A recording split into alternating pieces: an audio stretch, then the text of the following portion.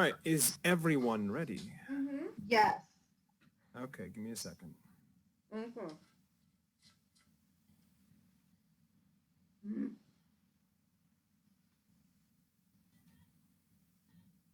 All right, so would anyone like to regale us how we ended our last session? Sure. Okay. So where we last left off,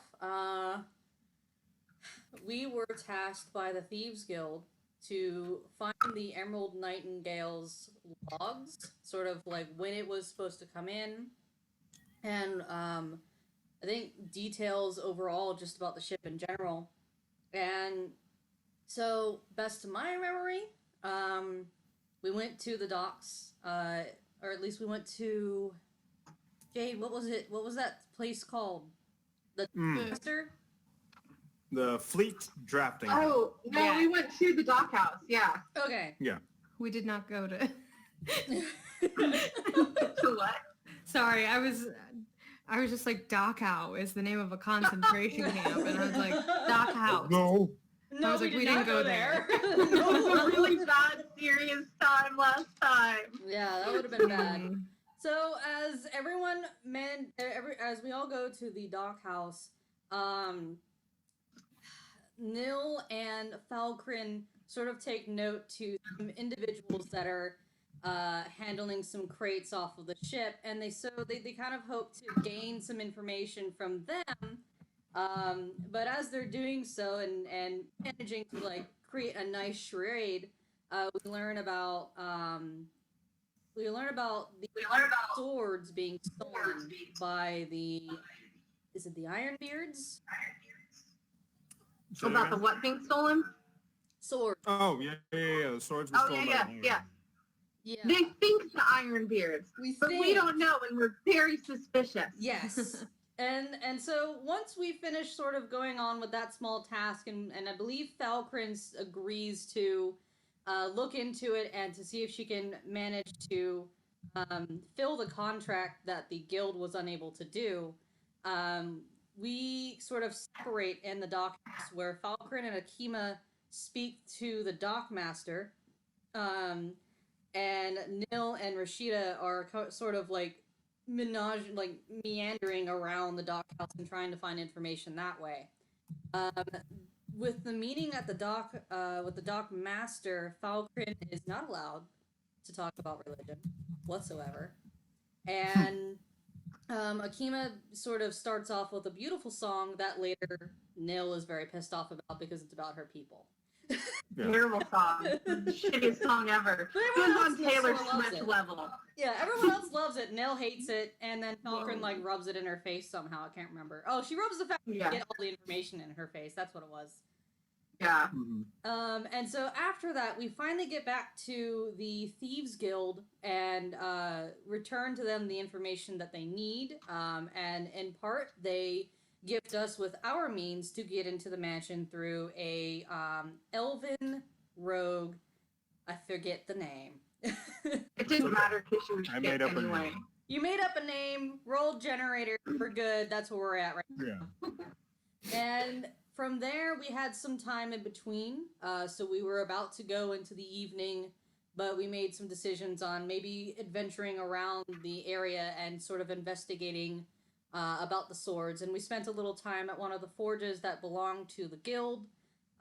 We might believe that one of the humans that was only there for a couple of months is very suspicious. He's very sus.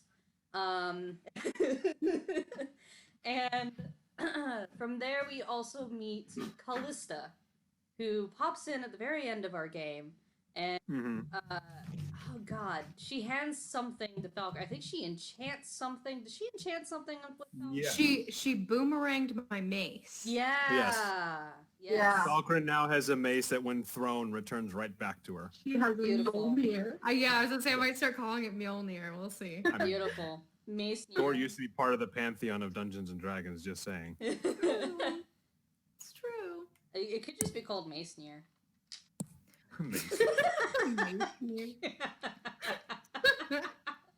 And that is where we left off our last session. Okay, you award yourself one inspiration point. Yes. Okay, Give me the goods. so you all saw the sight of the golden dragon in the air. Callista has disappeared off to who knows where. And the sun is starting to get lower in the sky. It's starting to turn orange, and then off into the horizon where the ocean lays is now turning into a deep blue and deep purple. So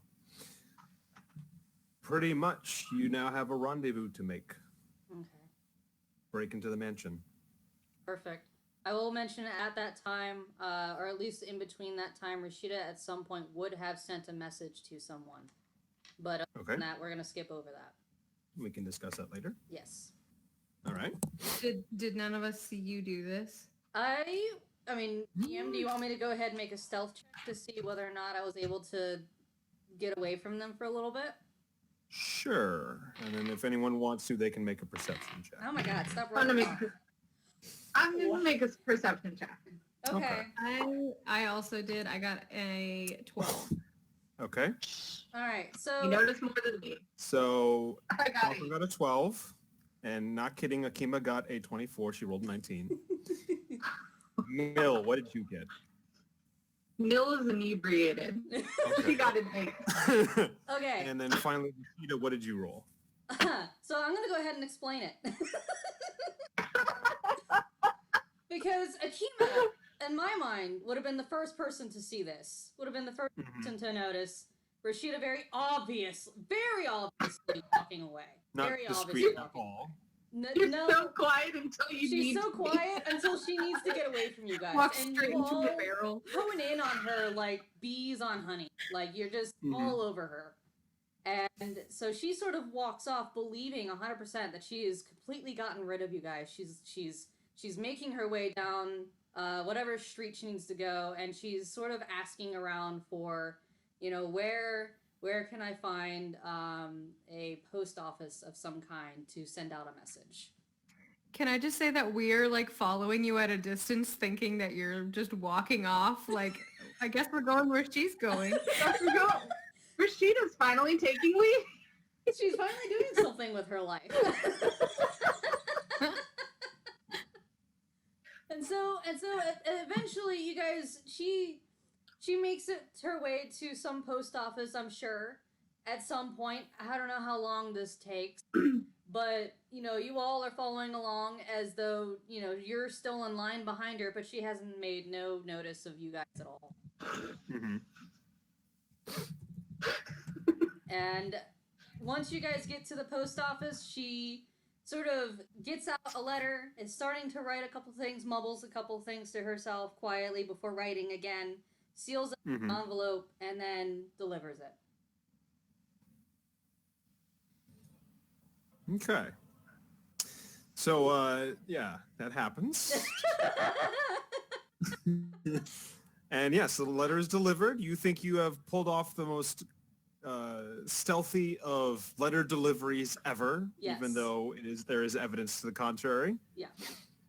So She believes mission, like, what is it, like the spy mission 101 has been completed. She's down. She's just like, yeah, I'm covert. No one noticed me, until she turns around and looks at all of you. And literally everybody's staring at you. I think we finished the tutorial. What was that? Was that important? Was that... You didn't really tell us what you were doing. You just kind of started walking and we followed. Shit. Kima just pinches her nose, the bridge of her nose, and shakes her head. It's a letter. No need to worry about it. Oh, no shit, Sherlock. Of course it's a letter. Who's Sherlock? Who is that? It's a friend I have back in another town. He's constantly trying to find me, but keep evading. I'm sneaky, unlike you. Unfortunately. Why did you fall? So what was in there? A letter? That's it? No. Other than paper with ink on it. I mean, No reason, obviously you that. Unceremoniously left the party and started walking towards a post office It's a to very send out important your letter. letter. I can't take that. It's just an important letter. That's all it is. But if it's important, maybe you should tell us what it is. It doesn't involve you. Neil just walks over to the postal bin she put in. Rashida will immediately go to intercept her. Oh, no. Neil just huffs and says, I'm sure it wasn't that interesting anyway. It's private. Probably just more religious pamphlets. You're probably just be sending chain mail to people if they don't send 5 religious pamphlets to the next 50 people they see. They're going to suffer eternal damnation. Okay, that is Wait, low. you send armor to people? Why? That seems horribly expensive. It is expensive, and I don't do it. You just send Whatever. something far worse. Religious pamphlets in the mail. You know what? You have quite the issue with religion. Shall we talk about that now? We've done nothing but talk about it. Kima tries to calm everyone down. Guys, come on. Walker just snapping back and forth to each person. Knows that. Are you sending letters back home to your boob dragon's mummy? Yes. She needs to know where he's gone. Yeah, I'm sure that's it. You can roll, like, because I'm pretty sure my deception's awful. Yeah, no. In no universe does Nil believe you anyway. She's just going to move on. I don't see why we have to know what she's doing with her letters. Well, because we're all stuck together, I think. There needs to be some level of trust. I mean, for some reason, you have this grand idea Oh. to talk to the Thieves Guild of all places and wrap us up in their business. And I didn't tell you to come. You just came along. I was given a letter. and you're the one here telling us that we need to trust people. I didn't tell you to trust And anyone. is that irony lost on anybody else? I don't trust anybody. I didn't tell you to trust the Thieves Guild. They're a bunch of lying assholes. Well, then you can trust in your lack of trust that she probably sent the letter to rat us all out. What you gonna do with that now? I mean, we could kill her. No, I don't know. There's no way to win with you. All you And need to know as- is that it's private. You don't need to know it. It's none of your business. As Well, you all continue to harass and harangue each other over a letter, you hear the noise of a throat being cleared. And as everyone looks over, you see the elf from earlier that Fizzle essentially picked out from the fresh new recruits, and she's just standing there going, did I interrupt something, or are you guys busy? Oh, you're a sight for sore eyes. Thank you for... God. Not changing the this bottom of the barrel. What's that supposed to mean? Don't Or listen to her. nothing. She's bitter. She don't believe in nothing. I do believe in some things. I believe in beer. And I believe that it makes you happy. Yeah, That's alcohol. 2 things right there. And I believe in the old-fashioned power of a good stabbing. There. 3 things I believe in. It's fair goals to have in mind. So you guys ready? Let's go. Does anyone even really know? Around they're a bit too preachy for Do we my even taste. have a game plan for breaking into this giant mansion? Well, I did some scouting while you guys were gone, and from what I can see, we might have difficulties trying to get in from the roofs because I do have the roofs of the mansion guarded, but there might be a way to sneak in through the back door. You just have to duck through a lot of alleyways just to get there. Yeah, all right. I have no problem going in through the back door of the place. Done that plenty of times. Okay, fair enough. I'll hopefully be able to take advantage of your expertise in this regard. You guys good with going through the back door of a mansion? I mean, we'll have to get in somehow, I suppose. So Personally, I'm not... they're done. It's not really breaking in and entering, because, you know, we're just kind of... Don't try and talk me into it. I'm already going to do it. But if I think too much about it, I might talk myself out. Let's start walking and feel better about it as we get closer. Are you all coming? Because I'm ready to go. And make Rashida sure says nobody halfway drop through the any door. letters. She just Neil halfway follows. through the door, and she's just like, "Are you all coming or what?" Well, somebody woke up.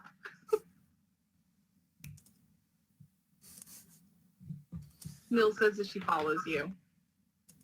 Give me your sassy dark elven wench. She says under. You've been quiet all day. Am I not allowed to be quiet? And now Speak all the you're time for cranky. you. Blah blah Are you this, blah blah eating? that. There you go. Is all the talking you want from me? Are you sobering up? Do you need a drink? Actually, a drink would be really nice right now.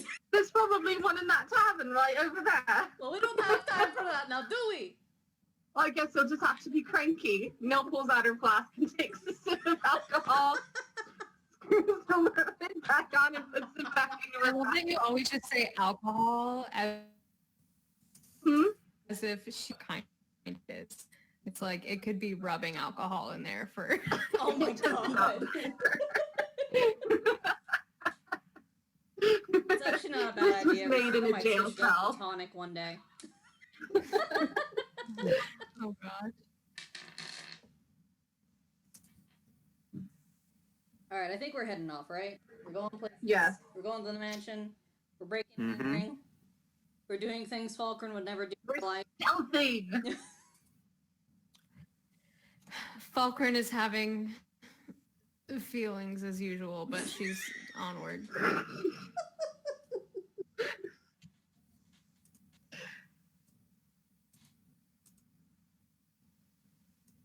Okay, so everyone makes their way back to the Gilded Quarter, back the way to the mansion, taking care to navigate the very narrow alleyways and pathways and, far less traveled byways of the city until they finally get within several blocks of this supposed back gate. By now, nightfall has fallen, and okay, I thought I had lost connection and everyone had frozen up on me. Okay, Oh, no. anyway, and so yeah, night has fallen. It's dark. There's plenty of shadows to hide in. You see a couple of the town guards milling about, lighting the lanterns so that everyone can have, night lights and everything. But the area around the area around the mansion itself is very sparse. There's like no one here save for like the two men patrolling on the rooftops. So, all right, how would you like to make your way over there? Okay, so there's two guys on the rooftops. Mm-hmm. What about outside? Like, is there anybody like outside the gate? Yeah. No, not at the moment. In fact, if anything, everyone's more concentrated towards the front gate rather than the back gate. Okay. Can I do like a perception to see if there's anything that I could notice to like Sure. indicate- Okay, yeah. All right. Let me see. No. Perception is 12. Okay. You see a flash of something on the stonework right before the back gate that looks very familiar, but for some reason your mind it's at the tip of your tongue, but you can't really remember what exactly it is you're seeing. But you could possibly point it out to someone else to see if somebody else could see it. Okay, and like as a group, like, are we hiding behind bushes? Are we? Are we in an alleyway, like across from No. it? Yeah, you're in an alleyway across from it. There's plenty of shadows to slip into between here and there. So you have some good cover for now, but there are portions of the path that you have to take that will leave you exposed in terms of being able to be seen. Okay. So Rashida will actually. I don't want to say point, but she will definitely mention that she'll go. There's something sparkling over there. okay. I'm gonna roll perception. Kind of flat. Okay.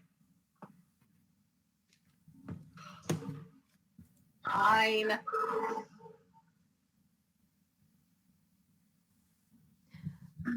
I just got 9. Falco Yeah. looking around and trying to see if there's a legal way to go about doing any of this. Oh, The legal way I is find to my- pretend, maybe? No. Sorry, I just love the from Kyle. Do you voice this concern? So you're like,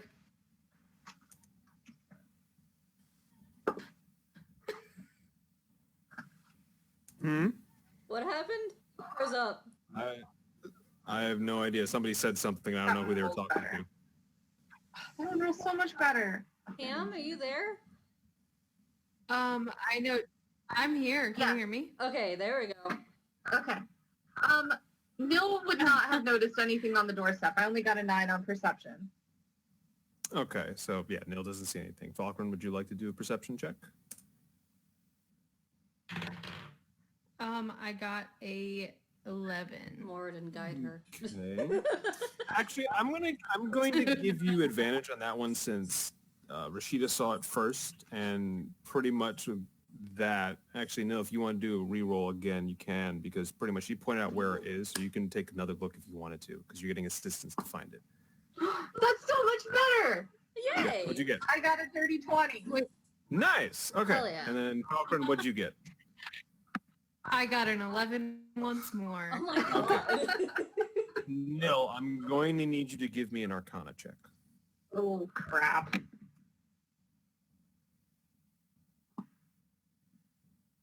$11. Okay. All right. What you can see actually looks very familiar, because this, from your days as a young recruit in the Thieves Guild, is a glyph meant to protect something. But it's not a protection glyph so much as it is a trap. And you're going to need to disarm it before you can enter. It's a trap. Mm-hmm. It's a trap. So that could potentially explain why there is no one guarding this gate. Hmm. Unfortunately, with that low roll, you don't really recognize what type of glyph it is. You just know that this particular family of glyphs that can be drawn or at least placed on things do need to be disarmed. Okay. In order for it So to Nil's going to turn for a little merry band of bandits. So, that thing up there, we need... Are any of you really good at... I mean, I doubt you are, Falkren, but I don't want to discount you just yet. But are any of you really good at disarming traps? Akima just shakes her head no. What I was just skill? about- What skill Rashida would shakes that her be? head. I'd say sleight of hand. Rashida's kind of like, don't look at me.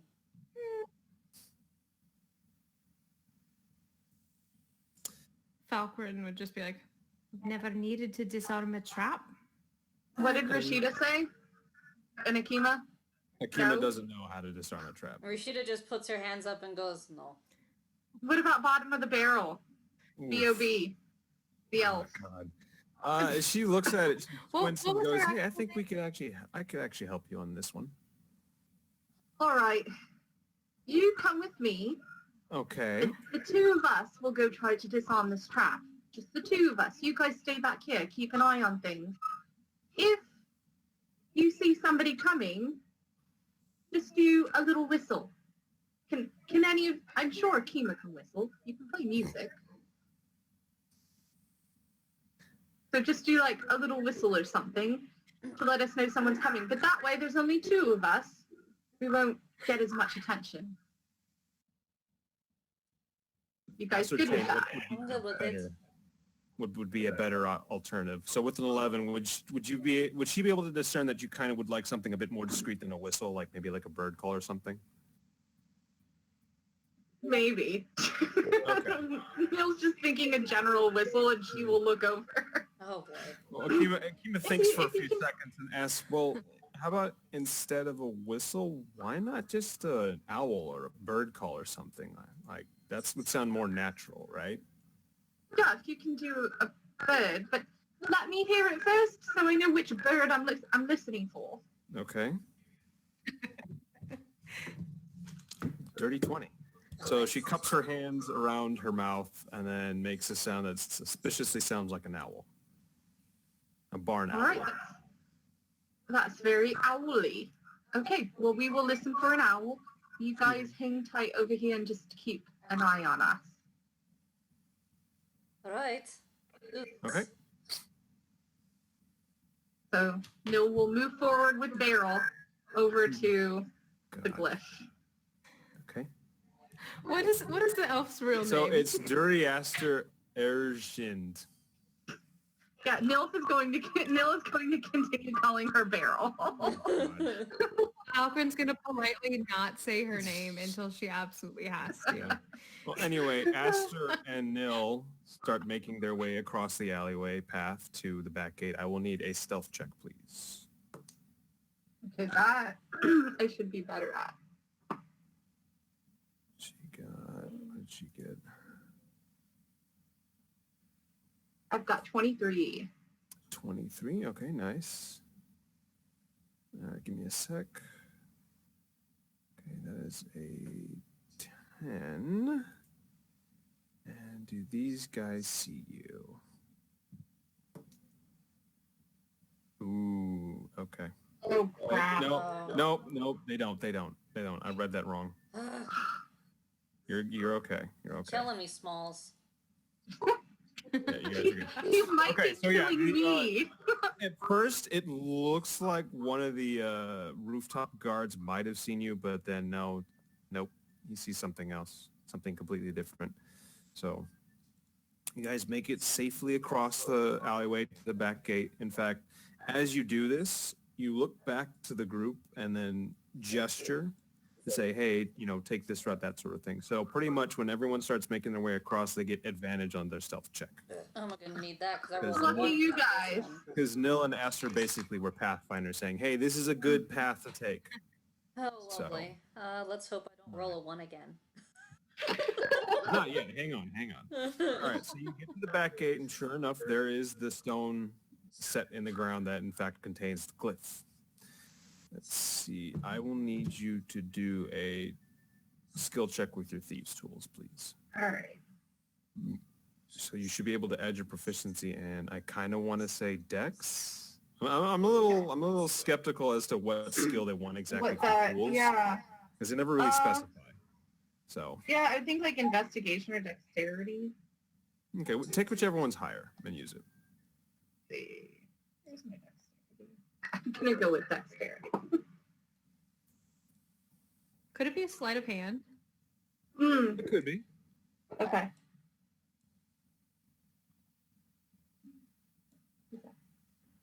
So 22. Okay. Give me a second.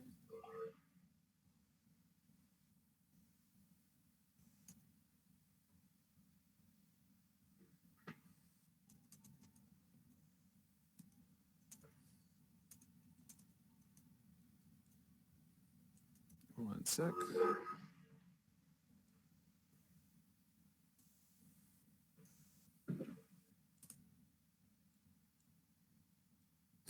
All right, so with that 22, at first the trap looks very challenging. Like it's been a while since you've actually, seen one of these and, disassembled it just to disarm it.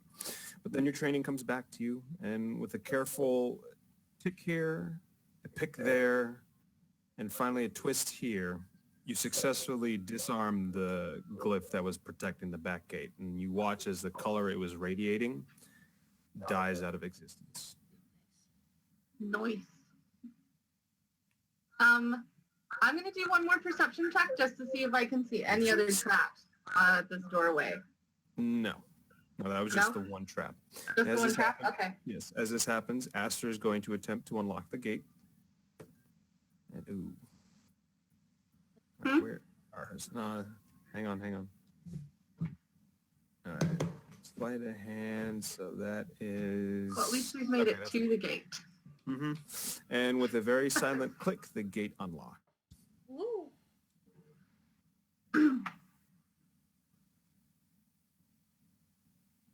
When the gate unlocks, so does that take us into the back courtyard? Yes. Okay. Oh boy. I'm gonna roll perception to see if I see anybody hanging out in there. Okay. Ugh. 10. 10. Okay, that's fair. That's fine. So from what you can see, it's very dark considering that this portion of the house really isn't lit. But the interior of the house is lit in certain places, but it doesn't look like there's anyone home right now. They basically they're basically putting up a front that says, "Hey, there's people here. Don't break in." But with your 10, you can't really see much, but you do. After a bit, your eyes adjust to the darkness. Actually, hang on. Don't you have dark vision? Yes. Oh, you can see you don't even do a perception roll then. This is nighttime. You don't even. I can just see everything. You can see everything. Things. I forgot about that.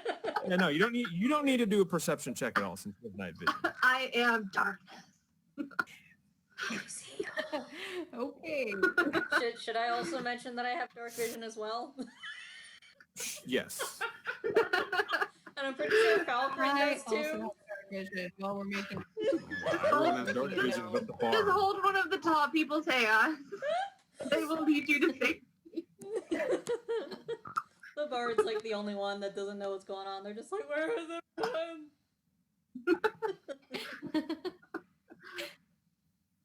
All right, so Nil will go into the courtyard and kind of motion for them that it's safe to come over.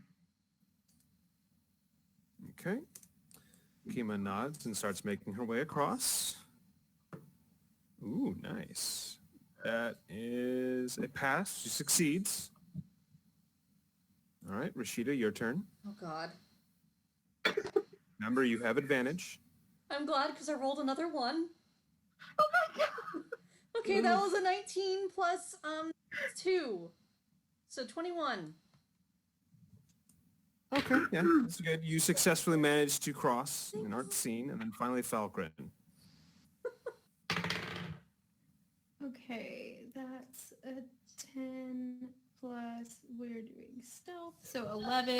That's my lucky number tonight. Oh, nat 20. Oh my Oh, god. nice. All right, perfect. Despite the Hey-o. fact that you are wearing, what, aren't you wearing like full plate or something? I'm in scale mail. Okay, that's yeah. better. So despite the fact that you're wearing scale mail, you successfully managed to cross the alleyways and make it into the back courtyard. It's like an art. All right. Nil, from what you can see now, considering that you have dark vision, you notice that there are a couple guards standing by the gate, but they're in the courtyard. But their attention's fixated on the street in front of them. They're not really caring about, the back. Because, again, everyone was expecting that glyph to protect everything.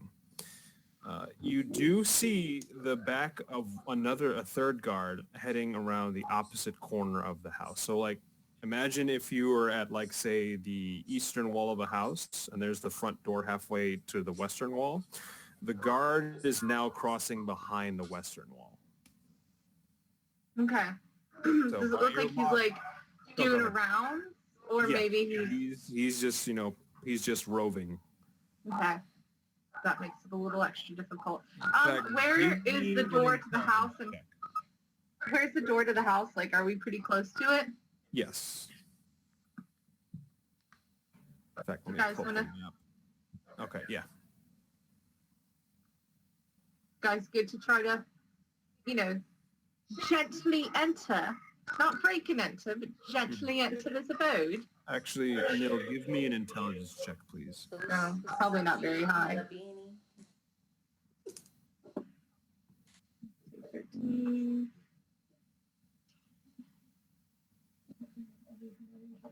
So, 16. Okay. So based on the fact that you saw that the guard disappeared behind the wall, you figure that he's got a buddy doing the exact same thing on the other side. Ugh. So by your count, you now know that there are 4 guards on the ground floor and 2 on the rooftops. Okay.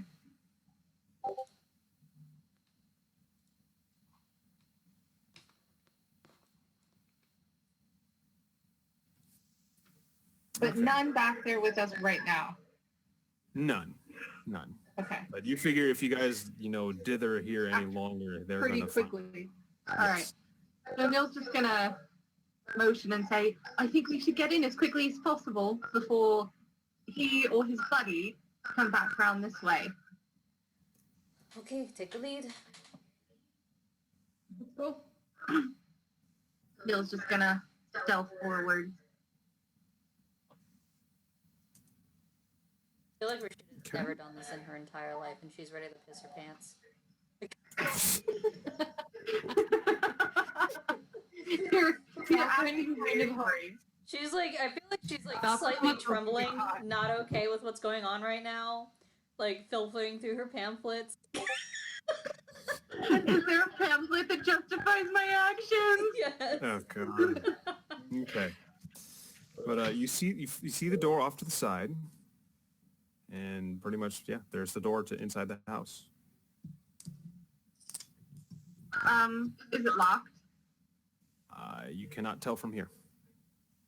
Well, we're stealthing over. Okay. Okay, and you're at the door right now? Yeah. Okay. It is Hopefully. locked, actually. Well, good thing I got this nice lock-picking kit from the Thieves Guild.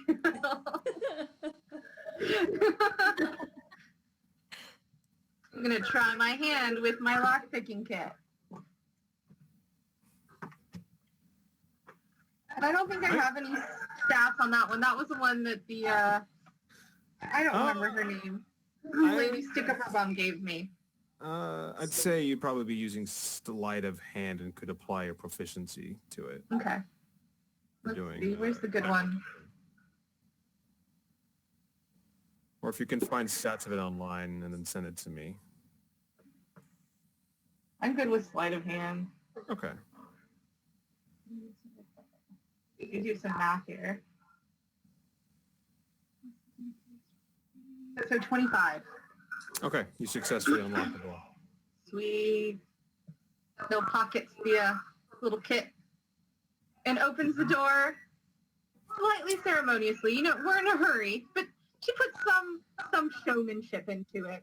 Mm-hmm. We may enter. And look, none of you broke can enter. It was just me. I've opened the door quite easily. Rashida nudges Raquel to go ahead first. Kima follows inside as well as Aster. Falcon proceed. Okay. So everyone's inside? Yeah. Yes. And I'm assuming you're going to be closing the door behind you? Yes. Very quietly. So as you close the door and take in your surroundings, the first thing you notice is this is a small room that basically looks like a guest room with like a door leading out to the courtyard, just so like, you know, a guest could like leave and explore and that sort of thing without having to go through the front door. But first thing you notice is the blinds are drawn over the window, so no one can see outside, but no one can see inside either. But it is conveniently lit. In fact, the door leading into the actual main room is open. And I'm about to share my screen so I can show you where you guys are. All right.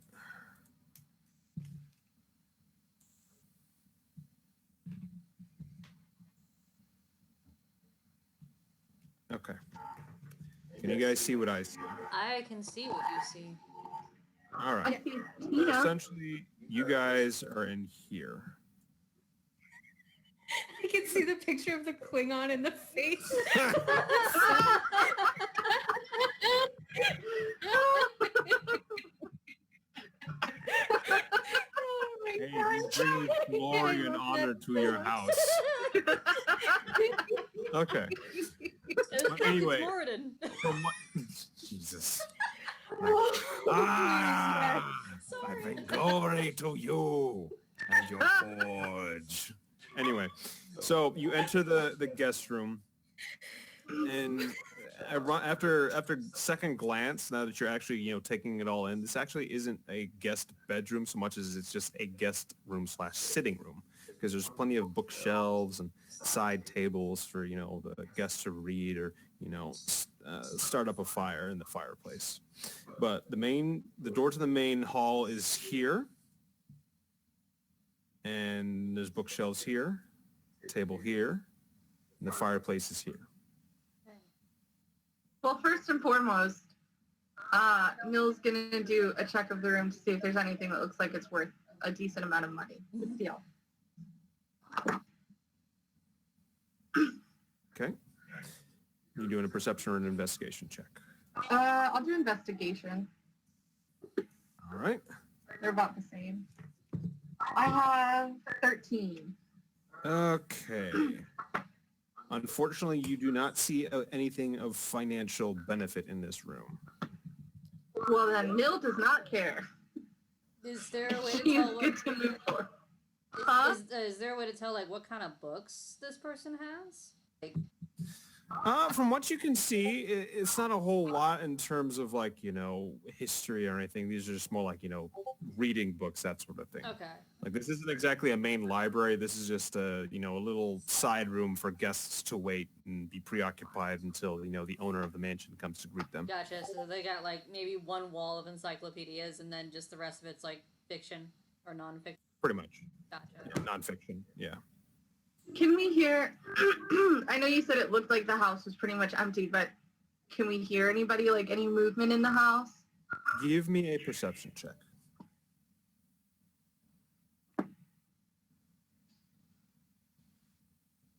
I got a 1. Okay, you can't tell. Like, if anyone else wants to do a perception check, they can. Somebody else listen. Falcon will. Get it, Falcon. I also got a nat 1. Yeah, buddy. I got a 5. Okay.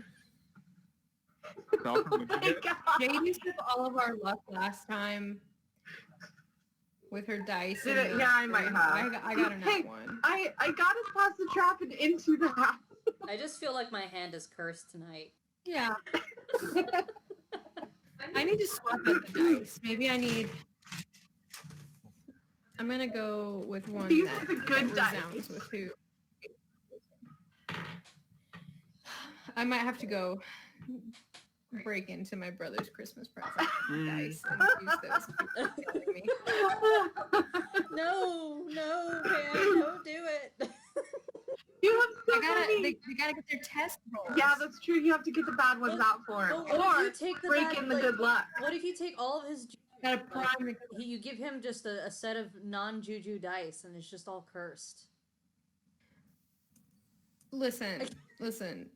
We make our own luck. Yeah. And Lord smiles upon all of our dice. Kamala doesn't serve Morden. Valkyrin would not approve.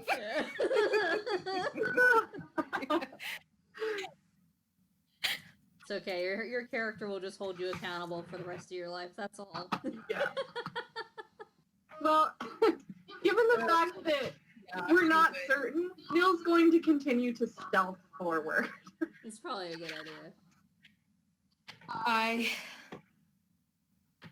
It's an idea. I don't know if it's good, but I'm just kidding. Please not. Does Falkrin voice that by any chance? No, she's just thinking that. She's just thinking it. Maybe if you guys get butthurt enough about all the bad things you have to do, Neil will make you a pamphlet and just slide it into Rashida's bag of God that supports like breaking and entering and drinking. And it's like this. It's almost like a child's handwritten pamphlet too. Like it's got like the symbols and like little doodle drawings. There's like stickman drawn in the corner. Something you hang on the fridge. There's a clear like ring of condensation from a beer on the ring of beer on the paper that's been turned into like a happy little stick shot. Oh my god. It's like that little ring. It's like that ring in the It's the corner, head. and it's got the Klingon face and a sun. Turned it into the Klingon face with the sun.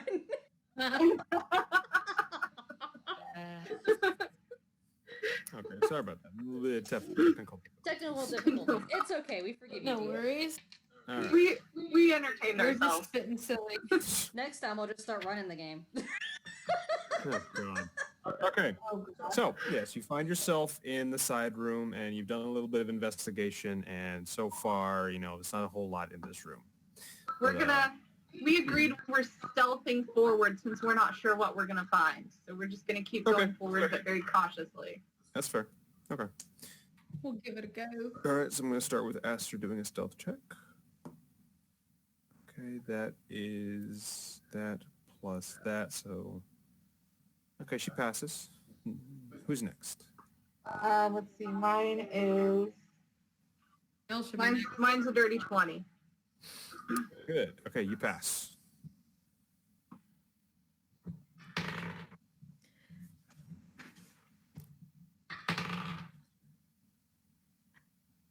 Um,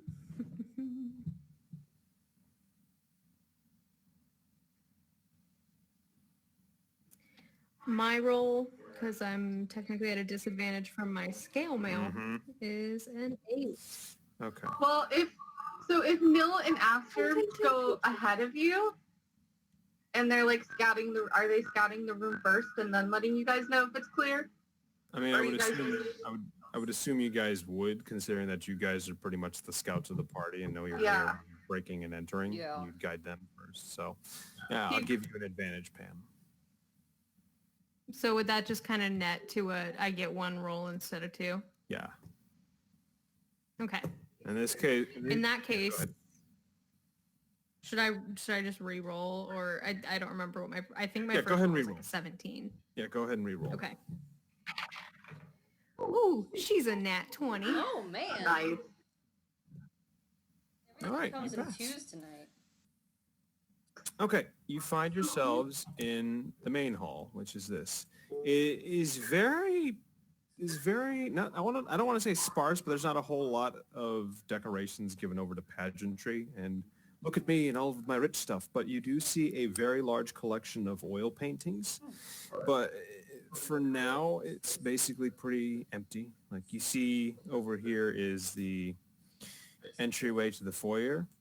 It's basically just, even though these 2 statues are here, it's basically just sheets of pane glass. It's mostly for show. It's Art Deco. There's like nothing blocking your sight from the front at all. So like you see like, this cutout here leading into the foyer. And then there are stairs leading to the second level here. There's another room here that's closed. This looks to be a larger entertaining room. This leads to another hallway over here. And then from what you can see here, it looks like this is the dining room. Dining room is open. This hallway door is closed. This door is closed. Well, people always keep some really expensive shit in their dining room, so Neil's gonna walk towards the dining room quietly. Okay. You do not have to do a stealth check for this one.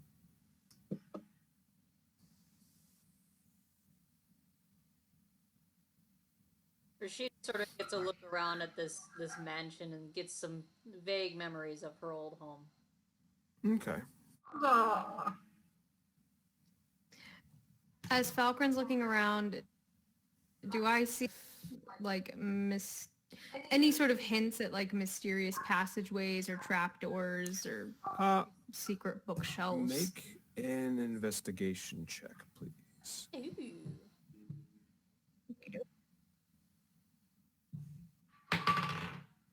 That is a 17. 17. Okay, so you don't quite see anything out of the ordinary saying, hey, there's something here has been disturbed recently, or like any obvious scratch marks or something. But as you pass the stairway, you notice that there is a carpet runner that has been draped along the route leading upstairs. And with your investigation roll, you do notice that some of it is slightly wrinkled, as if someone traveled here recently and no one bothered to, stop and straighten it out. As if it's going up the stairs or going down? You can't really tell, but either way, it indicates that someone was here, there was motion. Okay. Falcon kind of goes, psst. Rashida sort of turns her head and looks a little startled at the sudden noise and goes, what? It looks like there was someone who I think this might be the way. Okay, let's go that way then. Okay. Where's Nil? Probably pilfering. Aster looks over in the direction of the dining room. I think she went that way. Ugh, of course. Go get her? Yes, get her. She's. Okay. Aster Yes. makes her way over to the dining room and peeks inside going, hey! What? What's your face? We're heading upstairs. Fine. Did I find anything interesting in the dining room? Did you give me a perception check? Let's see. That was a 14. 16. 16. Okay, while you don't see anything obvious or anything out of the ordinary, you do see that some of the, what's the word I'm looking for? Not chandeliers, but candelabra that's, sitting on the dining room itself could be worth something if you take it. Yeah, I'm going to take the candelabras. Okay. I just- There are 4 of them total. So add them to your Do inventory. you have a bag of holding? Yes, I do. What kind of thief would not have a Are you bag of shoving them in your Don't you shirt? just Lana has a carry bag of that? holding. I- I could just see, like, if she didn't have one, just having candelabras just stick out of her pockets. Oh, God. You'd be like a multi-antlered thief. Yeah. Yes. Oh. Shove them in your tiefling horn. Beautiful. All right, Nil will, cautiously and quietly follow after Beryl over to wherever she's leading her. Okay, she basically just leads you to the foot of the stairway leading up to the top of the second floor. That stairwell is that one where it's like there's one going up and one going down, like a split level, or it all just goes up? It ends at like a halfway point where there's like a flattened platform that you can go on. So basically, there's a stairway leading up to that platform, and then there's another one leading up to the second floor. Got it. Gotcha. All right, and since we're going to the second floor, give me a second. Fun. Need to set up. Mm-hmm.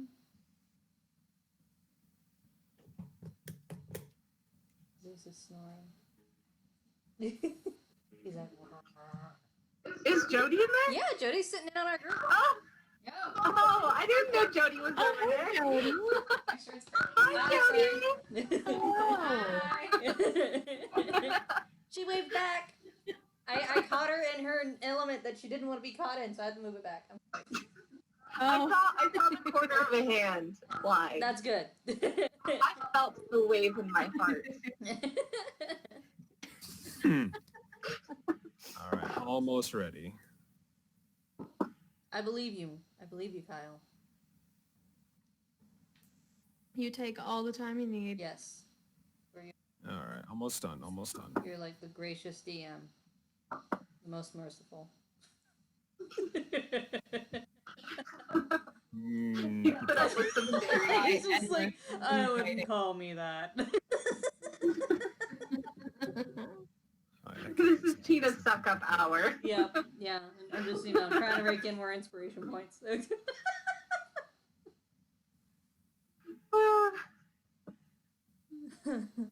I feel like Rashida's definitely going to need a drink after tonight. I think Rashida's needed a drink since, like, she's got here. A year ago. Yeah, a year ago. She needed a drink a year ago.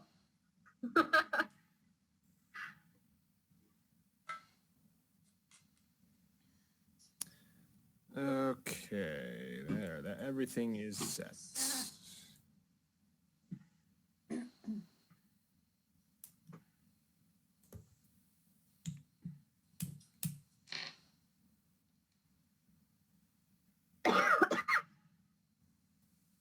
Okay, can you see everything that you see?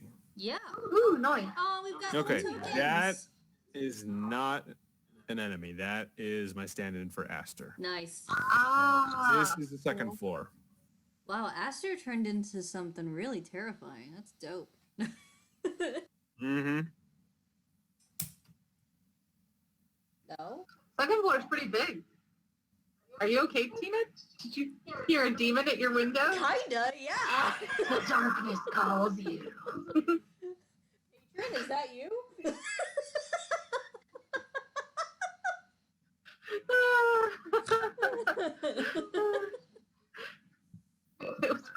Was it Trish? No, it was like the window. I don't know. It was weird. Ignore me. It's probably a serial killer. Yeah, I'm just gonna die tonight. You guys get to watch it. That's cool. At least you Yeah. get to say bye. Yeah, I get to give my farewells. Joey's here with me. I got the life here. I've got all of my favorite people in one space I could just say goodbye to. No, I forgot about Trish. What? I forgot about Trish. I need Trish here. Trish, come home. Yeah. Okay. So you guys find yourself on the second floor. Second floor is big. That is Yes, big. it is. Which doors are open to us? Okay. More importantly, can we roll to see if we hear anything? Sure. And if you want, also give me an investigation check as well. Anyone. Okay. Well, Perception, which is what the fuck? I hear nothing, Okay. but I'll still investigate. Okay. Never mind. I'm switching back to the No, other you guys can't assist. Just saying. Don't forget. I'll probably help Falcon investigate. Yeah, I'll assist Falcon. We put all of our eggs in your basket. All right. In that case, with multiple people helping, So I get advantage. yes, I'll just give you advantage. Ooh, dirty 20. Right. Okay. So you see more of the runners that you saw on the stairway leading up, and in fact, at this door here, actually not that one, this one right here, the runner has been disturbed and moved aside. And Okay, someone give I me tread. a perception check. I will do a perception check. I'm gonna assist you. Okay. So first one is an 11. Second one is an 8.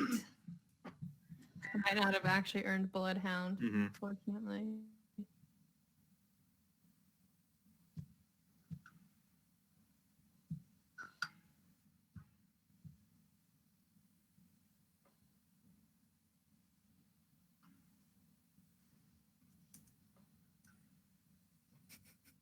I keep looking back at that picture of the sign. It's watching us. I love it. It's so happy. It's so disturbing and blissful simultaneously. I mean, well, that's Gowron. Look at his eyes. They're always on the verge of popping out of his skull. And just something about that kind of smile to be able to... Anyway. Incredible. All right, so what'd you get? Oh, I got an 11. Okay. With advantage? Yeah. Okay. Well, I mean, that wasn't going to make this one a hard one, but you look at the door that's behind the runner that's been disturbed, and you see it has a slight shimmer to it. Ooh. Can I tell if it has any sort of... Is this another trap? Make an Arcana check. Okay. So that is an 18. Okay. You know that this to be a glyph of warding. This one's like actually meant to protect something. It's not a trap per se, but it's supposed to act like a shield of sorts. Basically a barrier to prevent entry.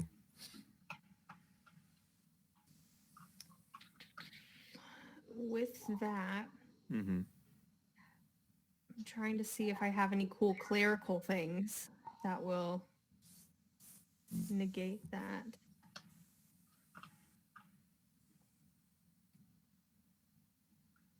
I also make it known to the rest of the party that that's what it is. Okay.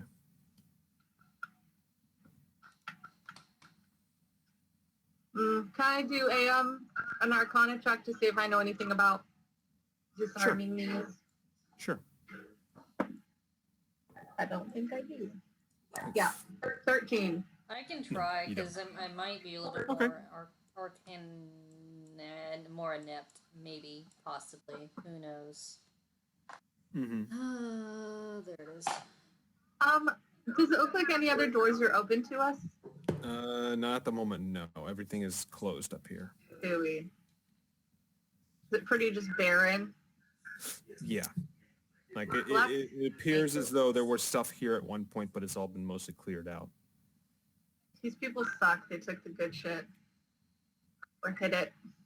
Rashida looks kind of fuzzled, like frustrated at the glyph and sort of turns to Akima and goes, "Are you good with magic?"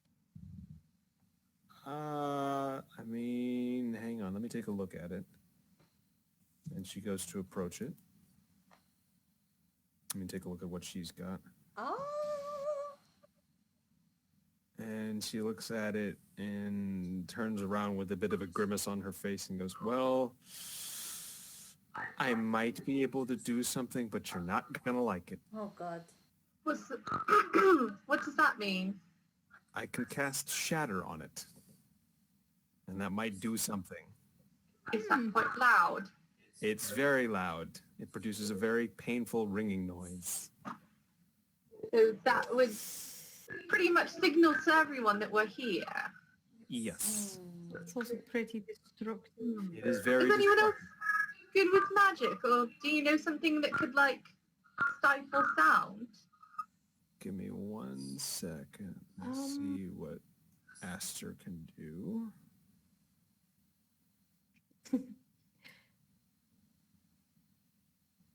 Okay. Flat roll of nothing. Okay, she can't really do anything. Shite. Something had to... What about you and the dragon? Either of you know? She points to Rashida. Rashida shakes her head. I don't know anything about that, Glyph. Okay, as you all are pondering this, Falcon, you feel a sudden sensation of heat. This is a very familiar sensation of almost very similar to how you would labor over a forge, beating metal and shaping it.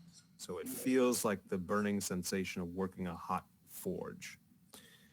There's a smell that fills your nostrils, and you get a certain instinct in your mind to use your mace. Ooh.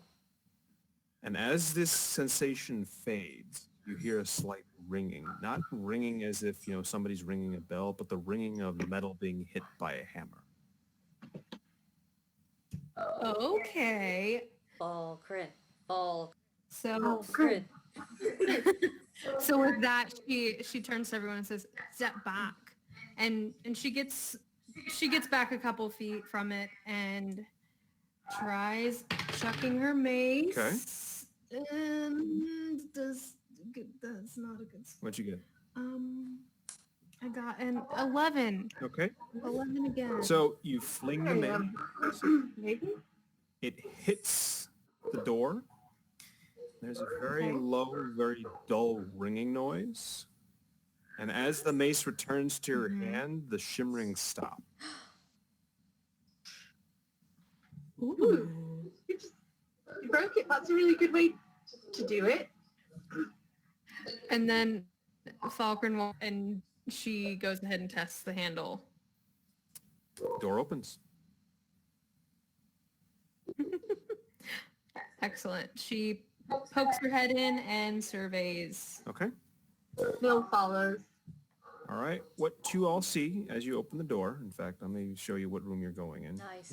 You're going in this one. So I'm going to move everyone there. I'll just pile on in.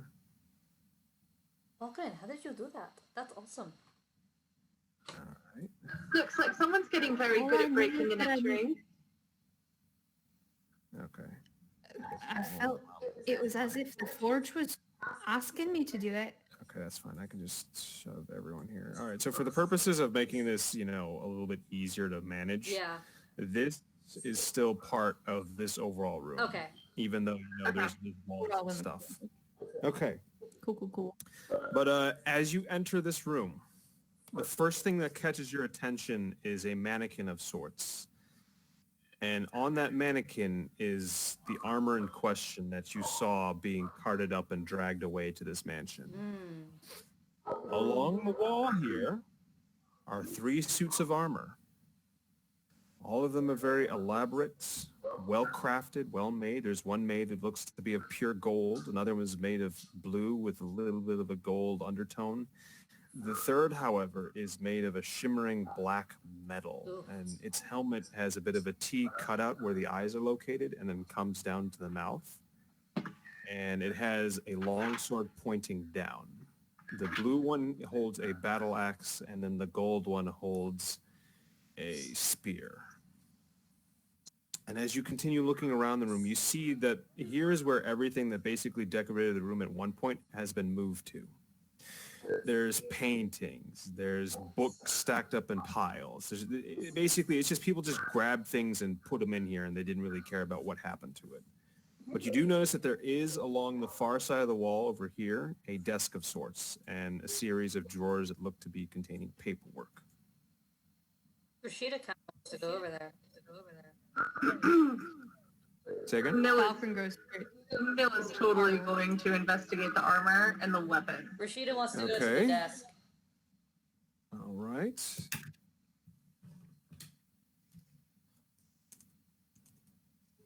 Milla's first going to investigate the armor on the mannequin, like the one that we came for. Okay. Give me a perception. Actually, give me an investigation check. Okay.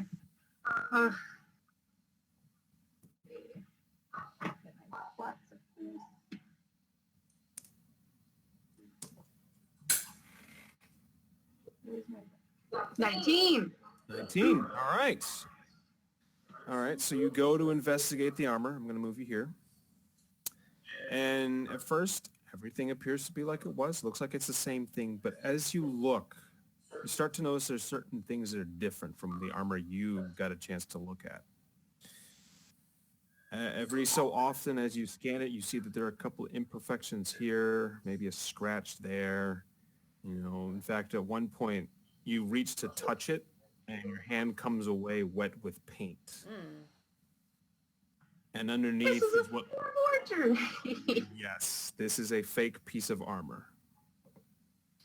All right, and somebody else give a perception check, please. Okay. I will.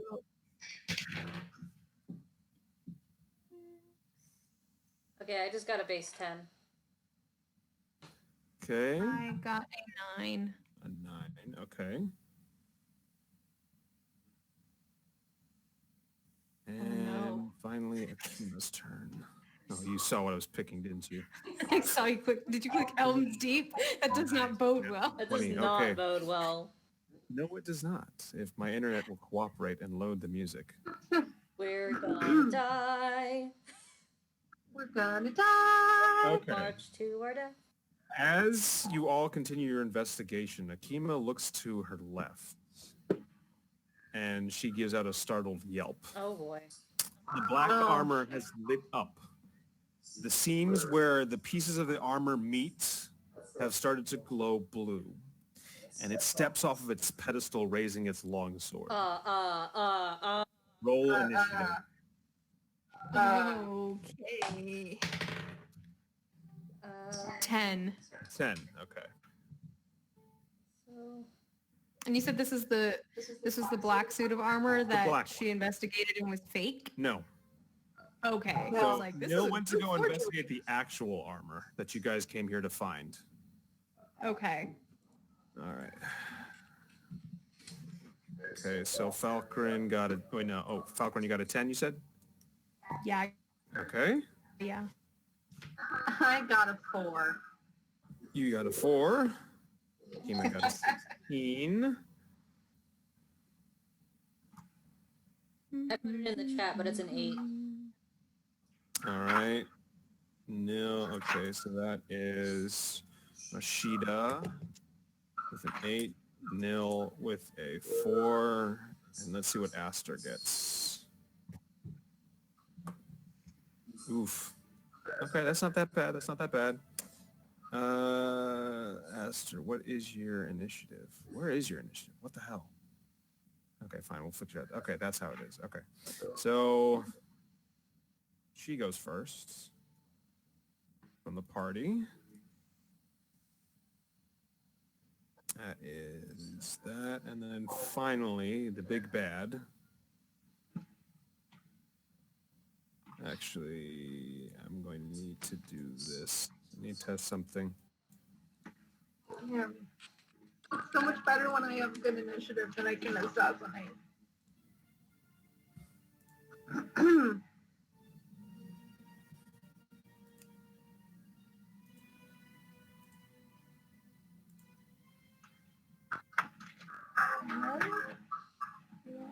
That'd be boys.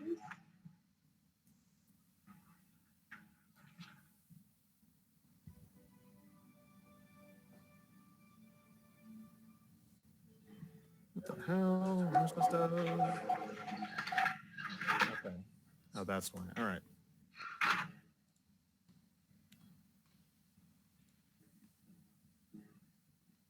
Okay, perfect. I've hidden what I don't want you to see. All right. Beautiful.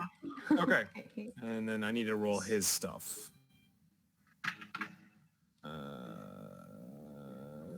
Where is their initiative score? Okay. So that is that plus... just fuck it, I'll do that instead. Okay. So here is the initiative order. It's going to go Asher, Akima, the Helmed Horror, and then Falcon, Rashida, and Nil. Got it. All right, so Asher's going to go first. She's going to catch sight of this thing, see it, and then she's going to attempt to attack it with her longbow. And she does not hit. She fires, and the arrow just pings harmlessly against the thing's armor. All right, and then Kima is going to take one look at it. And she's going to hit it with Shatter. Oof. All right, so that is going to be a Constitution saving throw with a save. Let's see. Where did I put that? There you are. All right. Okay, so that was their ability. Nice. Okay, so this thing does not save against Shatter. Oh my god. So a very loud, very ear-splitting ringing goes out. Thankfully, none of you guys are within range to get hit by it. But this thing does, and it sort of staggers slightly and takes, let's see, takes 12 points damage. And it has, oh, even better, I forgot about that, but that doesn't matter. It's still good for you guys. All right. Oh, yeah. Where's my tracker? All right. So this thing is now at that much. Okay. So the second she hits it with Shatter, this thing snaps its head towards her with a very inhumane speed and advances on her. Raises its long sword and attempts to bring it down with an attack. Where did I put it? There it is. Okay.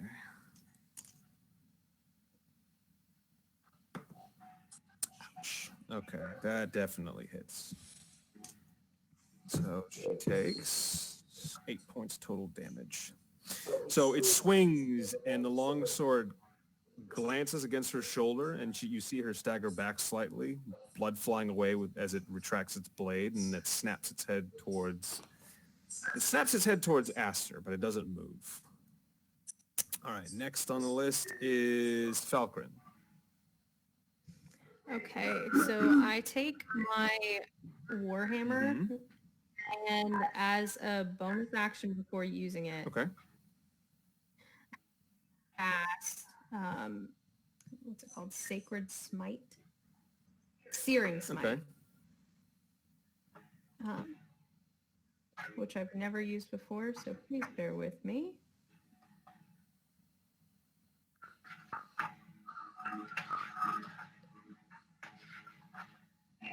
Okay, so if I hit a creature with a melee weapon attack during the spell's duration, it flares a white hot intensity. Mm-hmm.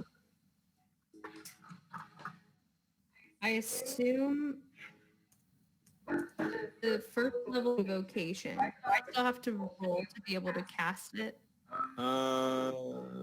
What type of attack does it say to do? Does it say to make an attack, or do they have to make a save first? Basic. Let's see. At the start of each of its turns, so it's a bonus action. I do it myself. Mm-hmm. And then there's 1d fire damage. Oh shit! It moved here. There's no sort of saving throw. For Okay. it. But so does it ask for you to Sorry, apply I'm sorry. something, or it's just a regular spell attack? Yeah, it just says casting time is one bonus action. It's a first level evocation. Mm-hmm. And it's a concentration up to a minute. And what was it called? Searing Smite. Okay. Nice. It's typically a paladin one, but as a forge cleric, I get to have it. All right, let me take a look here. What does it do? That's cool. Okay, so basically it just applies an extra 1d6 fire damage. Correct. And then it keeps taking it if it makes it fail constitution. So Okay, I got you. So basically it has to take it has to make a constitution saving throw every turn, and if it fails it takes an extra d6. Okay, that's fine. So it's kind of like I'm essentially making my Warhammer rage. Okay, that's cool. Yeah. Go for it. Okay. I grab my Warhammer and then like focus my might and love for Moradin into it so it sears. And I swing for it. Mm-hmm. And I get a 24 to hit. Nice. That hit. That hits. Nice. And then I did that two-handed. Okay. It's going to be 1d10.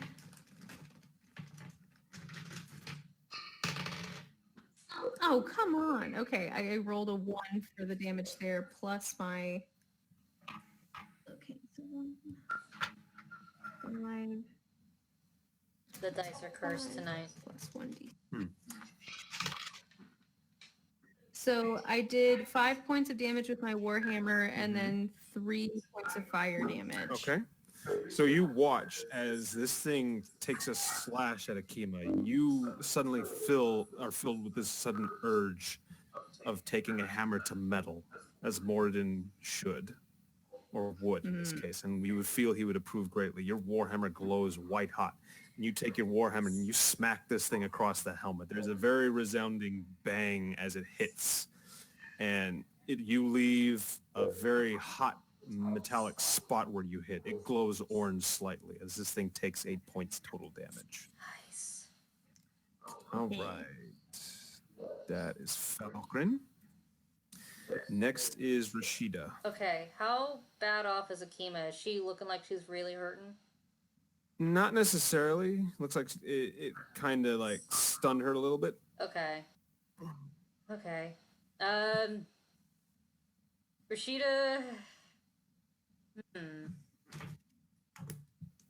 I mean, seeing that everyone is fine at this time, she's not going to do any healing spells, but Mm-hmm.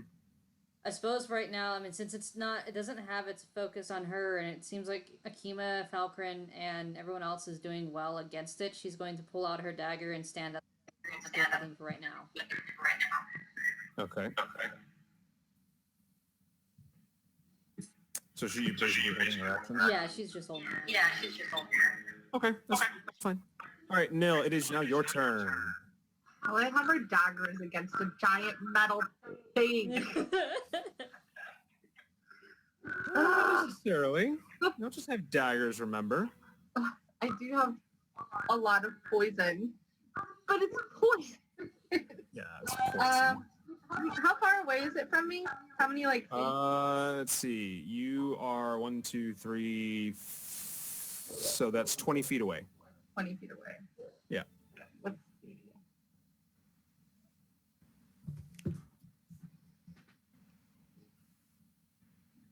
What can we move at level 3? What, 15 feet? I mean, you can move your max speed. Yeah. And you can do dash, hide, or disengage as a bonus action. As a tiefling, you can probably go 30 feet, because I know a dwarf can go 35 feet in distance. Yeah. I'm sorry, 25 feet in I'll distance. have it written on here somewhere. Oh yeah, you're a drown out tiefling. My bad. Yeah, it's 30 feet. Does it, so in looking at this thing, does it look like it's like imbued with a spirit? Like you could just doink the helmet off and do some damage? No, this thing looks like it's a magical construct of sorts. Okay, so it's Like it's pretty like powered by solidly like together. Seth is going to Nil. try to dash over there and use, let's see. What poisons do I have in mind? I had a whole list of poisons I have. Give me 1 second here. Okay.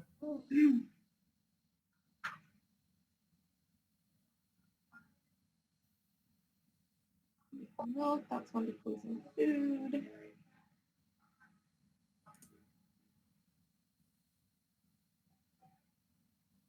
Seth is mostly just an assassin. Okay, so she does have some cyanide. So she's gonna coat her little poison dagger in some cyanide. She's gonna put that in the blade, and I'll use that to try to run and try to stab it in the face with my dagger. Okay. Well, give me 1 what would second. be, it's empty face hole. I am no. I have metal on metal. So you're basically trying to stab it. All right. Well, go ahead. Go ahead and make your attack. I have +3 to attack, so that's 22 on attack. Okay, you hit. Sweet. All right, and then that one is 1d6 plus.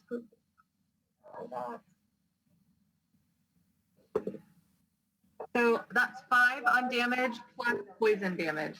Okay, so you watch as this thing gets hit by the blade, but for some reason you get a sudden instinctual observation in your mind that this thing does not seem to be affected by poison at all. I mean, this is a magical construct. This isn't exactly an organic being. No, Nil's just trying things out. She's more of an assassin. She's a sneaky attacker. Whereas Rashida is a I don't want to be here kind of person. And Falcon's like, this guy's just made of metal. I'm finna forge. Falgrin's just like, this is my element. I'm gonna hammer it. Hammer the nails. Yeah. And then I'm going to use my bonus action to hide. Okay. Give me 1 second.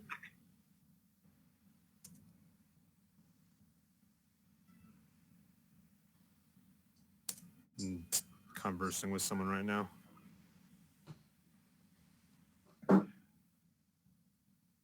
Oh, Okay, so 5 damage total. And then you're going to go hide. then I'm going to go hide. It's gonna sneak a sneak. I'm going to sneak. Okay, let me just record that. That's not the window I wanted. That is. All right. All right, although after you stab this thing and, barrel roll away to get away from this thing to hide, you notice that it's starting to look a little on the weak side. Like there are gaps that weren't there before in its armor, so you're starting to see more of the blue show through. But either way, this thing is still very much in this fight. But it's looking a little hurt.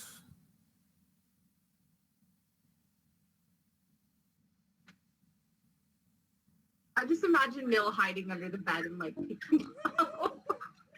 Mm-hmm. That'd be hilarious. I like that. That's canon in my head now.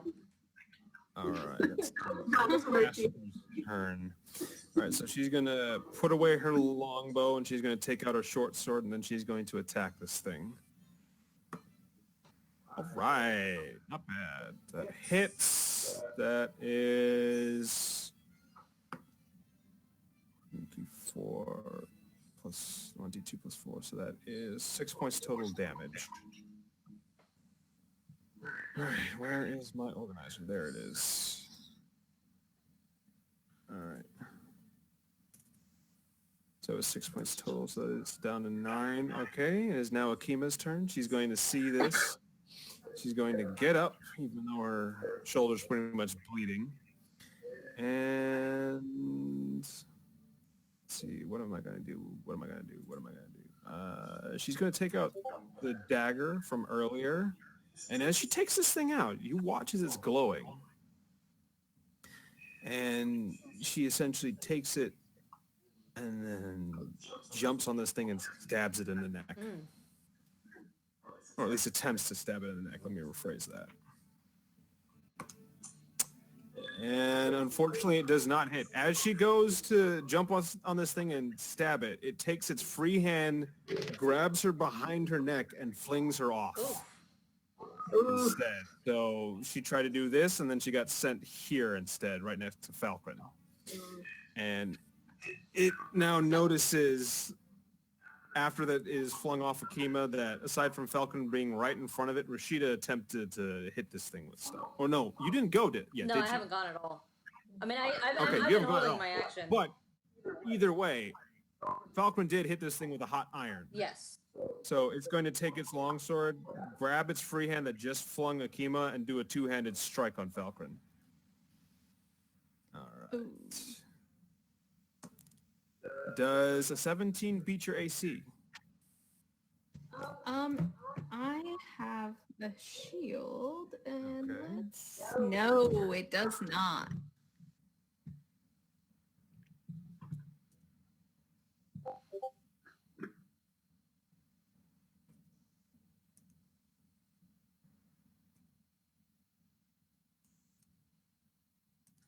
Does not hit. Okay. I hope Rashida casts a spell and we can see things go wrong. That's long enough. I want Neil to reach out from under the bed and grab his apron. That'd be hilarious. So it tries to hit Falcon with its two-handed strike, but at the last possible second, Falcon shifts out of the way and the longsword just whiffs and then embeds itself in the wood floor, and it just turns its helmet to look at her. Your turn. Okay. So with that, I'm still focusing and keeping my searing smite on. Yes, So I'm gonna speaking of which, I need to do the thing. the saving throw. Yes. So, natural 1. Nope. Oh. Heyo. All right, I'm just going to add that damage real quick. Ooh, I'll allow it. nice. Watch as it reacts as though something red hot hit it again. All right, go ahead. Nice. Do your roll.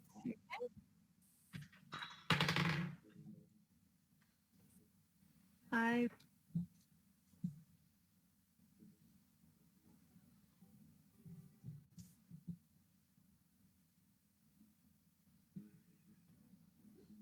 Are you still there? Yeah, I'm still here. Okay. Yeah, I rolled a 9. That unfortunately does not hit. So you go to whack this thing, and at the last possible second, you misjudge the distance as it decides to shift out of the way, as if it, mimicking what you did to it, and your swing goes wide, and you accidentally miss. All right, I believe Rashida, would you like to do your move now or no? I think I want to. Yeah, I think she has Okay. good enough reason to actually do something at this point. Falcon, would you like to move at all? No, just if I'm standing between Rashida and the thing, I'll shift so that I'm not in direct. Okay. Well, Directly you're to the middle. right. So I'm gonna shift you over to the left then. Okay, perfect. That works. Okay. You know, Alright. people from under the bed. So that actually works perfect because Rashida goes back to a very brief moment where she remembers how Akima showed her kindness and how Mhm. she had fed her when she was hungry and took her for company when she needed it the most. And so she steps Mhm. forward in front of Akima very protectively at this time. And she, in her mind, is about to cast Guiding Bolt. Okay. But I'm going to go ahead and see what the actual spell it is that she's casting and what is all required for it first. Mm-hmm. Okay, so I need to make an attack roll for it. Okay. What are you using? So what I'm actually using is Witch Bolt. Ah. All right, let me look that up real quick. Yeah, and it's a ranged attack against the creature. Okay. Okay, so let me go ahead and let me go ahead and make that roll. Okay, let's get the spell sheet up.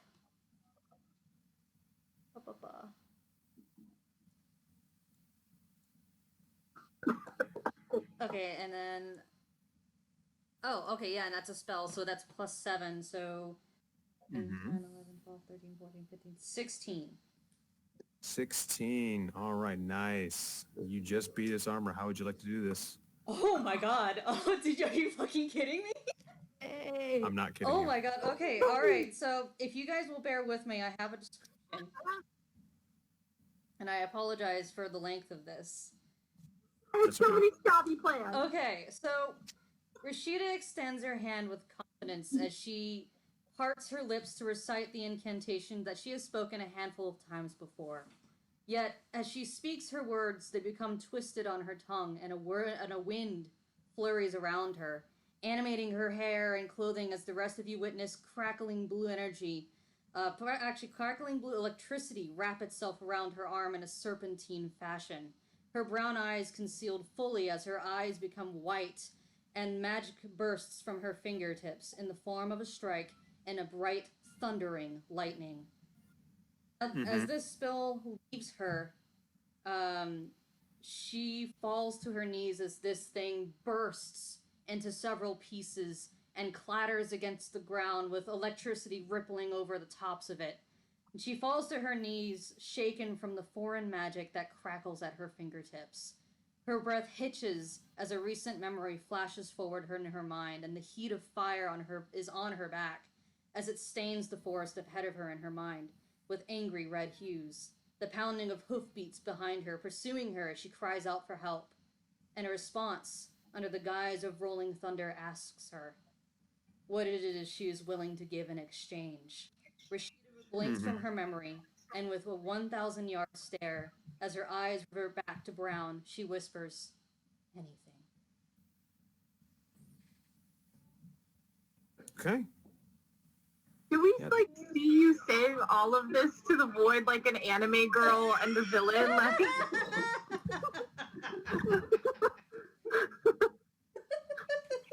Can I roll to see if Falcon grasps what just happened, like in terms of what spell was used and what kind of magic she thinks that Sure. is? Mm-hmm. Would it be safe to say a What? religion? Yeah, I'll go ahead with that. Or should I do, I could do religion or insight. Go with religion. If it would, religion? Okay. Then I got a 17. Okay, Rashida, would you like to describe? Okay, so you don't know what it is that she's tied to. At least I don't think she would, because I don't have that knowledge. If she does, DM, you can part that to her. But you know for a fact that this is not clerical magic. This is not something that you would receive from an individual that you have faith to. She's a warlock. The spell that she just cast is one that you're unfamiliar with because you don't have that connection with whatever she has a connection with. But you know for a fact that it is not divine. Okay. Okay. I wish Nil had any semblance of the... I'm not even going to roll because Nil wouldn't even have any idea to check or give a shit. But if she knew, she would make fun of you relentlessly. So, but yes, this thing has been defeated. And Falcon knows that and won't tell you. And is now sitting in a pile. And the only thing that remains to indicate that this thing actually existed was its long sword. Nil reaches... Can I say Nil reaches out from under the bed? You just see a black hand. And you just take the frickin' sword? Yeah. Okay, that's fine. You can add a long sword to your inventory. Someone give me a perception check. I'm not going to do that for Rashida because she's not in the right headspace for it. Okay. I rolled a 17. Okay. 15, but what's my plus? I have 15. 17. All right, where did I put my notes? Okay. You hear footsteps coming. Oh, well, I mean, we did make a lot of noise. Yes. And as Is, the second you hear, oh, go ahead. With that, I see on the map, it looks like there might be a little closet behind me. Mm-hmm. Can I just duck into that? You're welcome to try. You're gonna need to give me a stealth Okay. check, though. In fact, if everyone wants to Stealth. hide, they're gonna need to give me a stealth. Okay, and I'm at disadvantage, so... Yeah. I have 19 on stealth. I got a 6. Mm-hmm. So I probably bump into the door frame. And then as you hear these footsteps get closer, they're like, oh, I thought I heard something smack into something. Hurry. All right. Anyone who wants to hide, give me a stealth check. I got 19 on stealth. Okay, you are hidden. I rolled a will save to see if Rashida would even snap out of it, and she rolled a 1. Say Okay. no. Oh, okay. So she is still... She's still on the, in- kneeling on. She's still on the ground, still dazed. Would Nil see you from her hiding spot? Yeah. Nil whispers out, just like, Rashida, get the fuck up and hide! Okay, I rolled a little higher, so that actually stirred her out. All right. So she snapped out of Yeah, it? she snapped out of it thanks to Nil. Okay. Man. All right. Go ahead and roll a stealth check if you want to hide. Shut up, Google. I... Google stirs you from your slumber. Right, though, so what I rolled a 5, but I have a mod, so let me go ahead and add the mod. It's not gonna, it's Mhm. like, there's my stealth. It is 7. So she very loudly scampers over to your hiding. Imagine you guys God. like hiding under lamp posts. Falcon gave up on hiding after her first attempt and is still holding her concentrating on keeping Searing Smite on. Does it? As long as it's been less than a minute, Okay. because that only lasts a minute. So Kima is hidden. Let me see about Aster. Aster is not hidden. She can't find anything to hide behind. So far, Nil and I think Rashida are hidden, but Falcon just smacked into the closet and really didn't do anything. Can I see it? Like, does it look like there's any trapdoors or anything to hide in it? Can I do an investigation from my hiding spot? Sure. Oh my god, I got a nat 20. Yeah. Okay. The bed is the best place to hide. Literally, I'm not kidding. No, you just see a black hand reach out from under the bed. It's just motioning you. Just hurry up and do very quietly. Get the fuck under here! Falcon does as she's told, as she can. And I got on a stealth. I got a 6. So unfortunately, with the sheer amount of scale mail that you are wearing, you are not able to fit carefully underneath the bed. You get caught halfway through, and your legs are just sitting there kicking. No, This is for listening to you. Nil pushes you back. Can I see if Nil can successfully push her out from under the bed? You can try. Would that be like a strength check? Yes. I would not be fighting against you. And Aster got an 18, so she vaults over the bed and just hides behind it. I only have 11. Okay. You are not successful. She is stuck. And as this transpires, the door opens and one guard wanders in. No. And at first Nil? he doesn't see anything. I hold incredibly still. Nil like drapes the blanket over you. Okay, so what I'm going to need from you is a deception check. From me or no? From you. Because you're the one whose Oh, legs are sticking out no. underneath the bed right now. Can we assist her in some way? Unfortunately, not in this case. No, I have -2 on that. Okay, I rolled an Into the 11. corner under the bed. Like she's Okay. as much of a little black ball as possible. So you got an 11 overall? Yeah. Okay. So the guard wanders in. He looks around. He's intent on finding what made that noise. He sees the pile of broken armor. He sees the two boots hanging out from underneath the bed, and he's like, that fucking piece of armor we got to protect this thing blew up on us. What do you mean it blew up? Let me see. And another one shoves him out of the way and goes, well, crikey, this thing did blow up. What a load of crap that frickin' artificer sold us. Well, it wasn't really a sale so much as a third party actually bought it for us and we got to use it. Shut up, Jim. I'm trying to point out that the fucking artificer gave us a piece of shit. All right, let's find out if there's something else on here. If it's not, it looks like that thing just blew up on us. Come on. And he drags his buddy out of the room and shuts the door behind him. You managed to successfully hide, despite the fact that your boots are hanging outside. Incredible. Falcon just looks at Nil with the craziest eyes.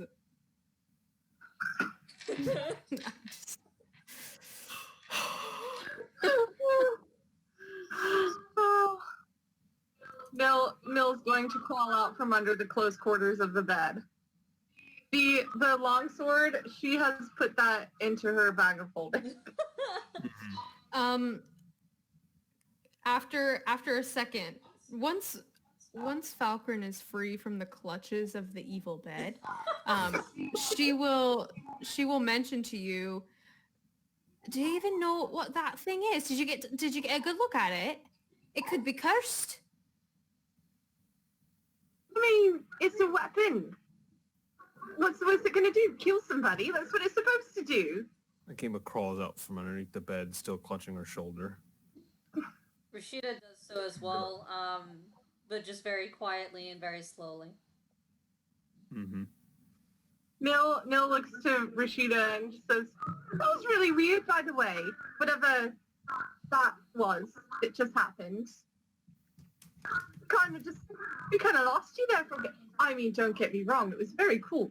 You disintegrated an entire suit of armor, but also a little weird. Falcon locks eyes with Rashida and goes, it was very otherworldly. She looks down at the floor when Falcon says that immediately and says, yeah, that was weird. You're right. Falcon looks away from Rashida and back to Nil and says, let me take a look at that sword though. All right. I just want to hold it. Nil, I mean, you're going to give it back, right? Do I look like I'm in the business of stealing from the likes of you? I mean, you are getting very good at breaking and entering. You did just shatter. You know, never mind. I hope that sword is cursed and that it makes your hand fall off. I mean, who would pick the locks for you guys and help you sneak into places then? Maybe at that point you won't be dragging me into any more breaking and entering, so I won't care. You're the one that you're the only person in this entire room that tonight literally broke and entered. At this point, Falcon just like pinches her nose like between her eyes and goes back and just turns away from Nil and looks at Rashida and says, it's Akima, are you okay? I mean, I took a sword to my shoulder, so no, I am not okay. That's Pamela laughing, not Falcon.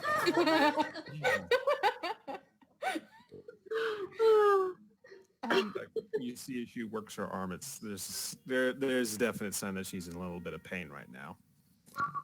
Nil finally brings the sword out of her bag and like in looking at it, is there any blood left from Akima on it? There is actually.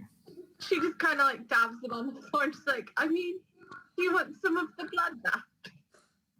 I don't think that's how that works. That's about all I can offer you, unfortunately. I can offer you a cursed sword. If it's really cursed, then I think we should probably get Akima checked because she was actually hit by it. As you all carry on, Astra clears her throat and goes, hey, shouldn't we be trying to get a little bit more information as to why this armor is fake? I kind of want to know why we almost died with this thing. Is the paperwork still on the desk? Yes. Is it okay if I look over there? Sure. Okay. Rashida's gonna very quietly, not really addressing anyone, go over there and sort of like filter through the paperwork as soon as Aster says that.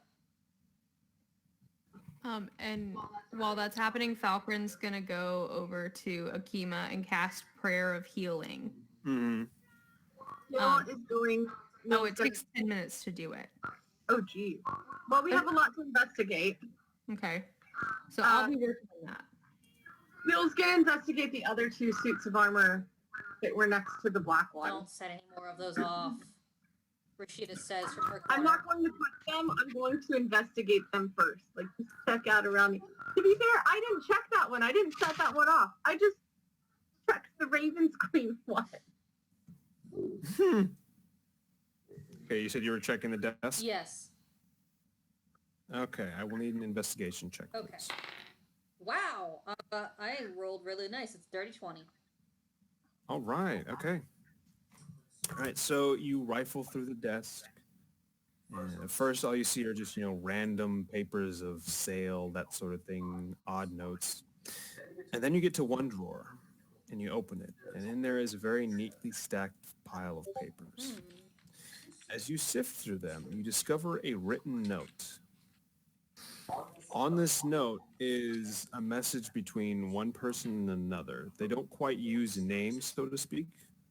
In fact, they use very cryptic terms, like one of them refers to somebody as index, and the person writing it refers to themselves as middle. But the body of the text is as follows.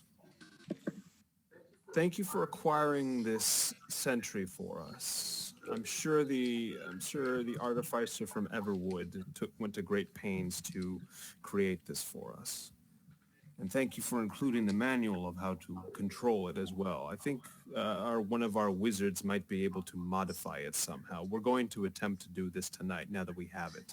If you can, please pay off Callista a bit more gold so you can keep her quiet. She doesn't know of our involvement, and I would rather she's not know at all. Signed, Middle. Okay. I could send you the full thing of it later after the Yeah, session. if you could, because I wasn't able to catch all of it as I was writing, but that's fine. I get the I mean, message. that's the paraphrasing of it. Yeah. Okay. And then another thing you've noticed is there is a bill of sale showing that the armor itself has been shipped off to Rutia in the east, Oh. to a General Arium von Totenkampf. General Ariel. Arium, I'll post it in the. Fun And that's where the real armor has been shipped to? Yes. And what's the that is name where of the place real- it was again? Say What was again? the name of the place it was being sent to? Rutia. Rutia. Okay, thank you. By Mr. Deathstroke. Rashida immediately says, Rutia. It's going to Rutia. It's not here. Is this a place Neil would know? You know of it being far off to the east. Okay. Once 10 minutes has passed, I rolled and I got 5 HP to help Akima. Okay. Give me 1 sec. Did anyone else take damage? No. Yeah, I think it was just Akima. Ikima. Yeah. All right. So, Is her shirt so basically, torn in it too? yes. I also She's got used a nice. I used my mending cantrip to fix her shirt. Cool. Her shirt is I've now heard there's fixed. been a lot of ladies in town who would have been very into that torn shirt, though.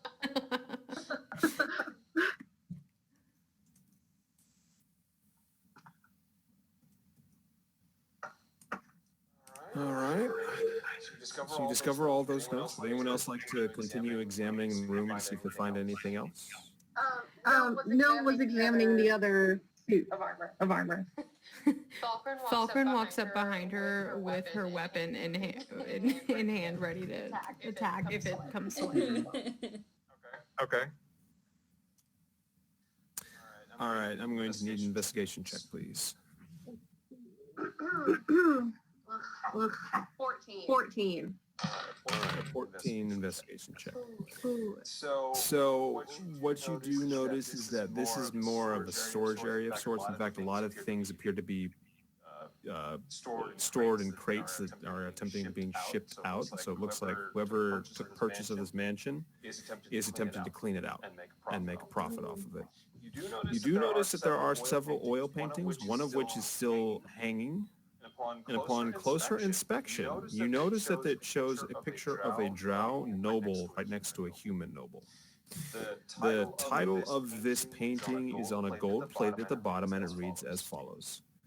Queen Nihilius Thalis and King Aaron von Harkness of Rutia, dated 8,831, Age of the Shield. So this is an old picture. Can I roll to see if I know anything about this drow noble? Okay, go ahead. Is that history? Yes. 9. Okay, unfortunately, the amount that you know of is she's a drow noble that was married into a human family. Not a whole lot behind her backstory.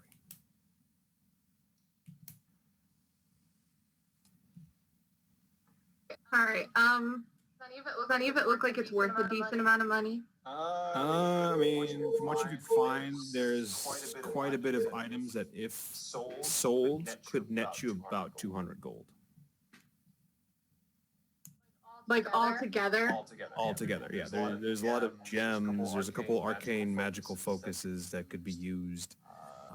A couple finer pieces of silverware. Neil just kind of unceremoniously opens her bag and just kind of scoots it in. Okay. All right. You know what? Let's see. Is anyone else investigating anything? No, but I am going to I write would like down the information from that note on my pamphlets. Okay. And then put the note back. Okay. With the armor and weapons, you said was it all of the remaining armor that was like up on mannequins? It was all fakes.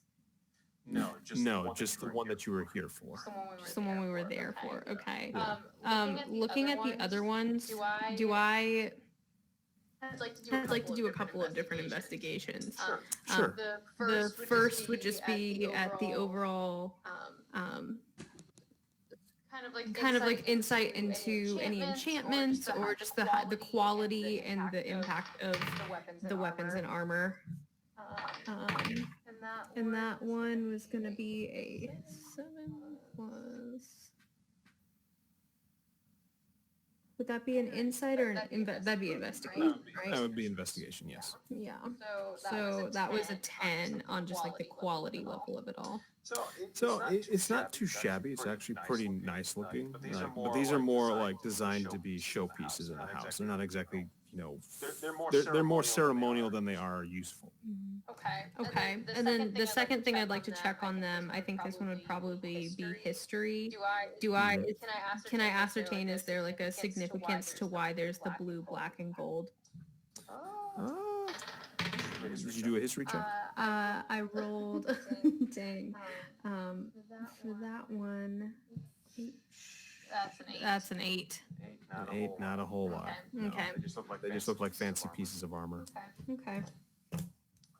All right. Now it's Kima's turn to do an investigation check. And ooh, she got an 8. She sees nothing. Gotta love our 8s and 11s. Yeah. All right. Is everyone satisfied with what they have wanted to do in here? Nope, but that's the way the dice rolls. Can I investigate Nil's gonna take the picture of the drow and the human down. Nil didn't get to experience her drow heritage for long. And he's gonna take it down and investigate it one more time. Okay. Give me an investigation roll.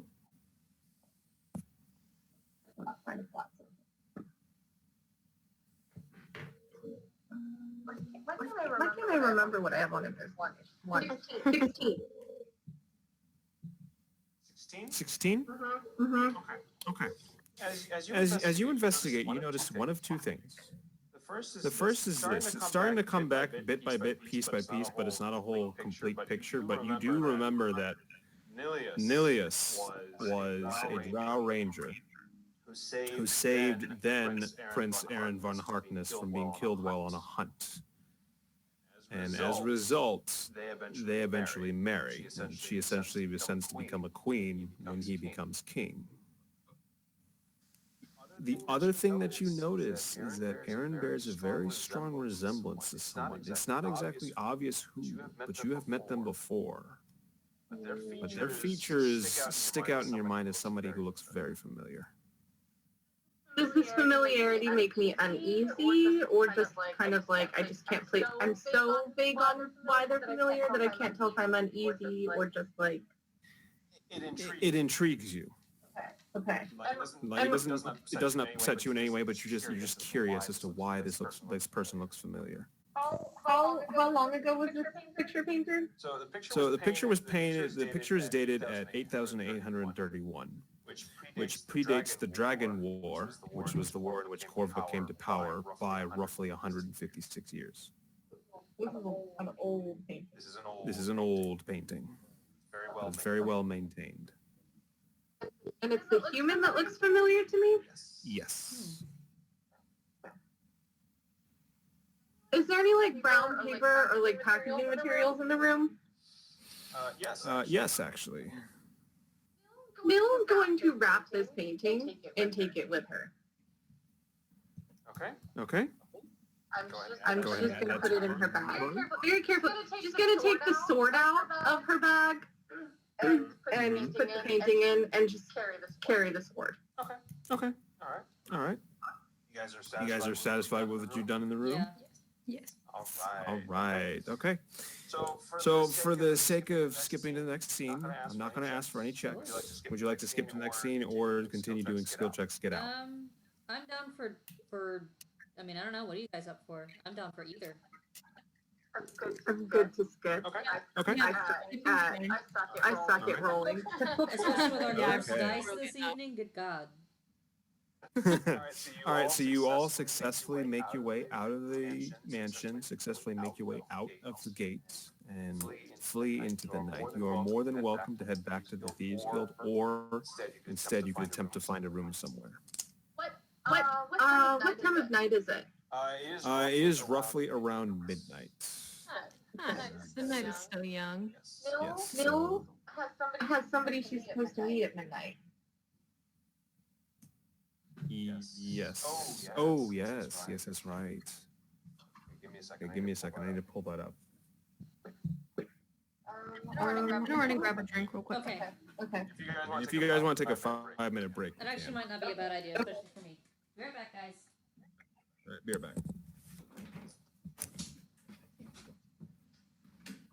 back. Oh, you know what? I think it was in Discord.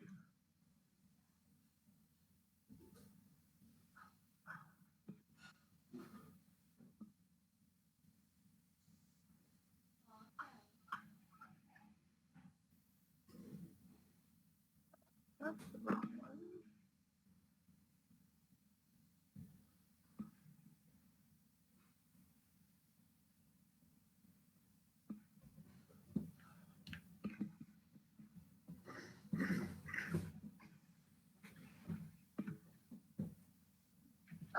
Okay.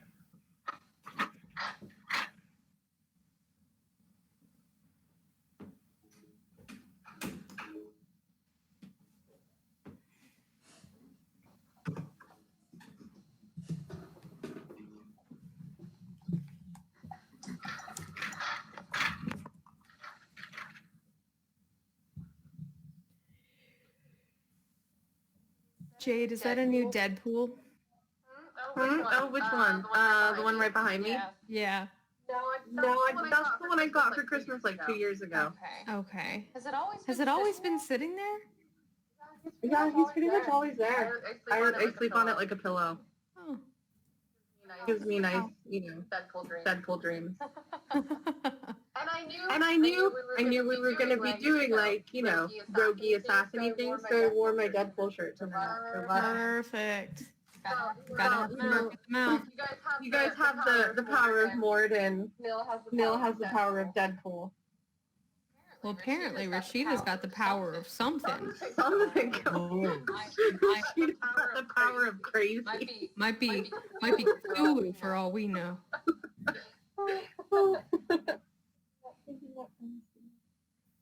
I really want to get a dog and name it Cthulhu. I would love that. And then when he's outside and I can call for him and I'll be like, oh, it's the Call of Cthulhu. Call of Cthulhu. What kind of dog would be worthy of being named Cthulhu? I don't know. Like some part of me's like it should be a big dog, but then also I can appreciate the age-old irony of it being like a cute little dog. And I feel like little dogs are far more chaotic.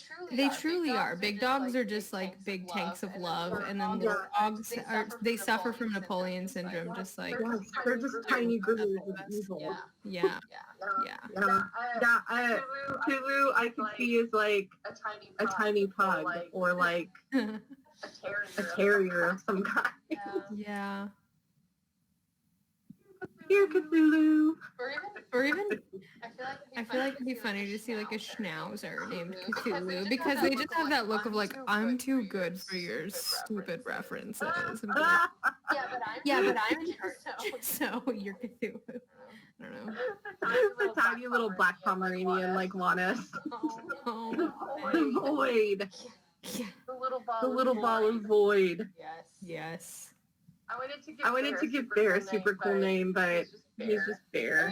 I mean, that's a good name. Yeah. Big, giant, all super black shepherd. Like, he looks like a little... Sometimes if I forget that he's there, and then I look over and I'm like, why is there a demon staring at me? And then I go, oh no, it's just Bear. So creepy looking if you forget he's there. That's incredible. One day I'll have a dog again. Yeah. I am still firmly a cat person. I love Bear. He is the coolest looking dog ever, and he's basically just a baby and super sweet and wonderful, but there's something to be said about something that just doesn't need you. Yeah. It's like, no, we're just, you can love me when you want to love me, and then please go the fuck away. That lasts for about 30 seconds, and we're done. There's something beautiful about that. And you don't really have to train cats, like, it's just easier. But I do love Bear. Like, you don't get from a cat what you get from, like, a big dog. Yeah. And they're scary. So that's always good. Scares people away. Right. People don't talk to you as much when you have a big scary dog as when you have like a little Shih Tzu. That's true. So I guess if I saw somebody walking a cat, I definitely wouldn't stop and be like, oh, can I pet it? Nothing. We used to have a lady who would come into the store when I worked out at the beaches, Mhm. and she would push her cat around in a stroller. Like, I mean, it's fine if that's what you're into. I'm just not going to want to stop and talk about it. But if you have a cute dog, I might be like, hi, can I pet it? Yeah. I've been with Asia before when she stopped people to pet their dogs, and I just stand there awkwardly like, I feel society telling me I have to pet your dog, but I don't want to, so I'm just... And I hate it, because I'm like, I don't want to pet the dog, but I feel like I have to pet the dog. And then the dog looks at you and is like, did I do something wrong? Why did I Yeah, do that? and you're like, no, I didn't want to stop and talk to you, but she did. Yep. And you're stuck. Makes me think of when and we then had you're that cat in a backpack. And then you start talking to the dog owners, and it's just a never-ending circle of hell.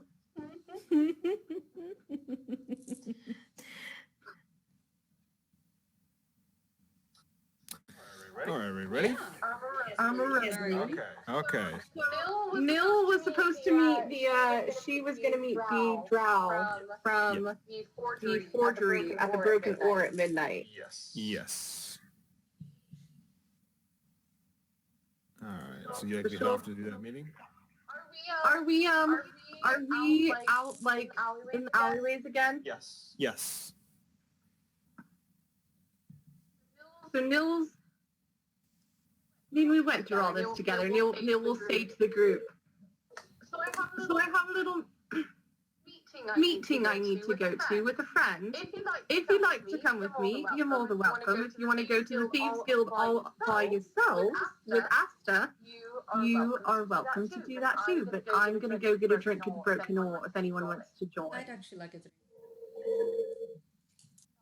Falcorin's like, I've followed you this far. I'll keep following, I suppose. I mean, only if you show. I'm not going to pressure you into drinking, Falcon, although you probably need it after tonight. Let's just go. Kimo nods. He's going to go as well, but Asher shakes her head and says, I'm afraid I'm going to have to report back. All right, well, tell them we will be on our way soon. We just needed to make some stops. Okay. Thank you for your assistance. Oh, okay. You actually did a very good job tonight, Asta. Good job. Thank you. There's some good thieving. If you are going to be coming back, I'd recommend during the day. Like everyone's mostly asleep, but they don't like exactly handling business unless it's like important. Oh God, I forget that so many creatures do their business in the daylight. Okay, we'll come first thing tomorrow morning. Okay. Or like, and when I say morning, I mean like the afternoon. That sounds fair. And she disappears into the night. Salty when Kenobi said Jason is a sissy boy. All right, so Neil's gonna start walking towards the Broken Oar. Rashida's gonna follow. Yeah. Oh, you got your glasses. I like them a lot. Yeah, they're really good on you. I don't know why in the picture they look different. That's not what I was having problems with. But it looks good. Alright. Trish got home. Oh, tell Trish we say hello. Trish, they said hi! Hi. Hello. Hi, Trish. Summoned her back I just got home from work, so bye. Bye. Tina, now the serial killer can do its I job. know! Yeah, we're all home And the together. best part is that Trish will have a total crush on him too. Why do I relate to that? Hey. Excellent.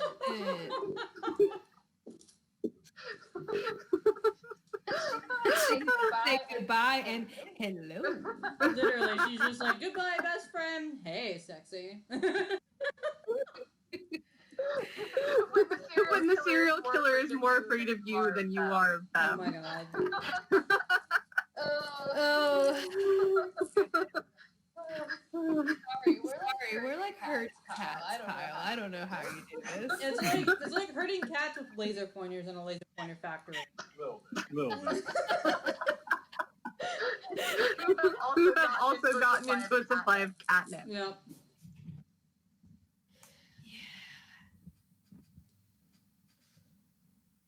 Okay. So you all enter the Broken Oar. It's very quiet. You see Tala the dwarf. She's, maintaining her station by the bar. It's actually pretty quiet today. Like normally at night would be, you'd think there'd be more people out drinking because they're having a good time. But the sighting of not just one but two dragons in the sky is kind of convinced people maybe they shouldn't go enjoy their evening nip tonight. But there are still a few brave souls out in there enjoying a few drinks. Neil, give me a perception check, please. Dice.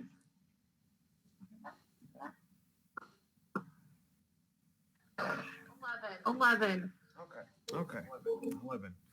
You see off in the corner a hooded figure, but after a few seconds of staring, you notice that this is the drow from earlier, and he's quietly sipping his drink. Mill walks over to join him. Okay. He looks up from his mug as you sit down and greets you. Ah, good evening, sister.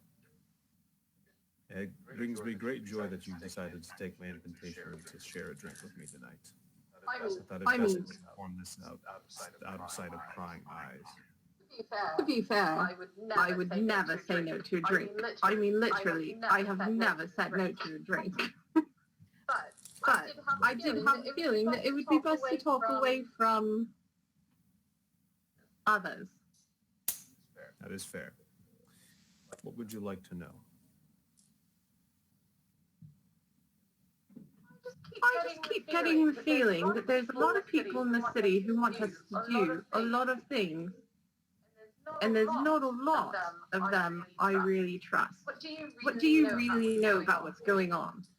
What I know is this. Where are Falcon and Akima and Rashida?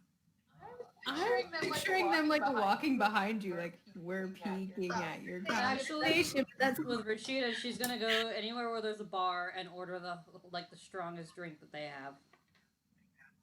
Falcon will go with you. Okay. And Akima will be with you as All well. right. The drow nods at this and goes, that is a very understandable question to ask. What I do know is this. There is no way possible that the Ironbeards are able to get away with this much carnage and wanton disregard for the law without having someone turn the guards' heads the other way. Someone is financing them. I can't say who because I don't know. Whoever they are, they have their thumb on the city guard. So they must be very well connected. Second, the Ironbeards arriving several months ago coincided with Narud Mansion being bought right out from underneath the family that owned it.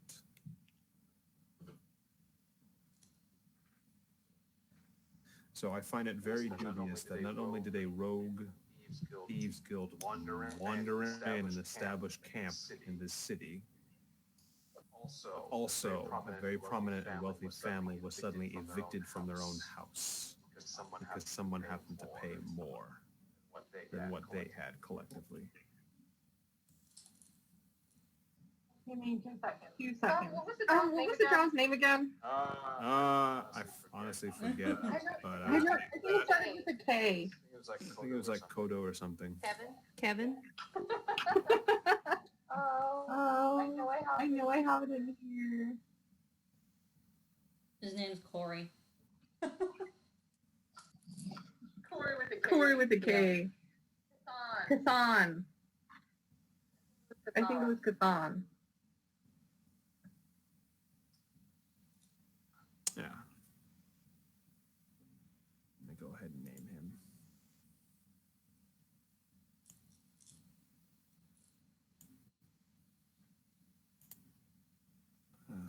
Bill kind of leans in and looks around.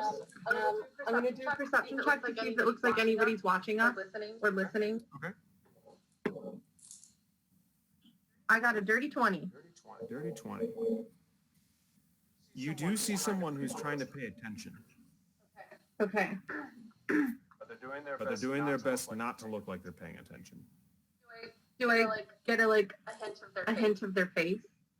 No. Unfortunately, you do not. They are currently sitting off near the door, but they're bathed in a corner of shadow. Okay. Neil's going to lean forward and speak as quietly as possible. And she reaches out a hand and says, I think we are being watched and listened to. How much time do you have? I have but several minutes. Because what I am about to tell you might help you, considering that you and your friends did stop by the shop earlier. Jonas is not to be trusted. I've suspected it for some time, but I find it utterly convenient that the day after when we were broken in, that suddenly our best forge masters don't show up to work and claim that they're too afraid to do so. So either someone paid them off to not show up the next day, or they were intimidated. But either way, it's still hurting Clarence's business. And if it hurts one guildmaster's works, it hurts all. Because Clarence is but one small cog in the machine that drives the guild, since he is a member of the Smith's Guild. And if the Smith's Guild can't produce quality wares for the city, then we can't provide quality services and help run the city. But be careful, because I know Jonas has backing. I just don't know who. So this is just a tiny cog in a much larger plan. Yes. Bill leans really, really closely in and scoots very close to him Mhm. and asks, I can't find the name. He whispers, do you know the name? Vif. You said Vith? Yeah, Okay. that was one that's supposed to be banished from the other guild in Darmok. Yes. Okay. He looks at you for a solid minute and very carefully, very discreetly nods. I know of him, yes. How much do you know of him? All I know is he is a tabaxi and he showed up right around the same time the Ironbeards did. Have you ever seen him? No. She's still whispering. I Mill have just not. nods. She looks back at the door to see if she can see the person that was watching before. They're gone. They're gone. Okay. Mhm. She just kind of nods, studies him for a second, and says, "Well, I do appreciate you taking the time to share this knowledge with me. There's a lot going on in the city, and it's making me deeply uncomfortable, if I'm to be completely honest." Mhm. I understand. And with that, Do he you know- gets up and gathers his cloak about him. Would it be possible for us to ask you more questions again?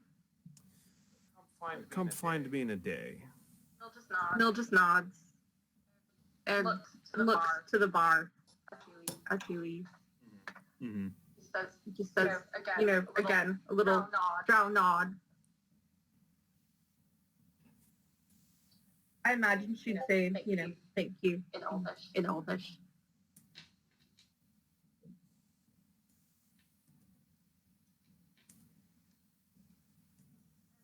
And then Mill's going to join the rest of the group at the bar. Mhm. Fella notices you watching up and goes, well, what do you have to drink? Your friends here seem to be quite eager to get into their cups. Did you all get into a brawl or something? You could say that. Just the daily rules of life. All right, what are you drinking? What's your strongest ale? My strongest ale. All right, give me a second. And she starts sifting through bottles and produces a stout amber glass bottle. On it is a script you have never seen before. And she uncorks it. Roll me a constitution check, please.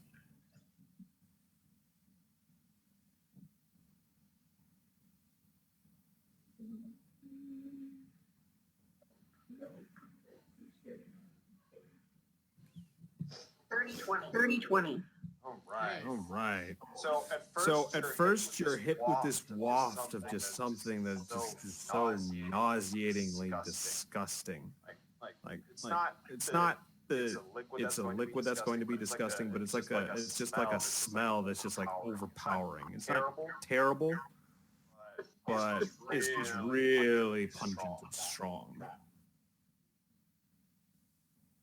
And Tala goes, this is called Orc's Breath.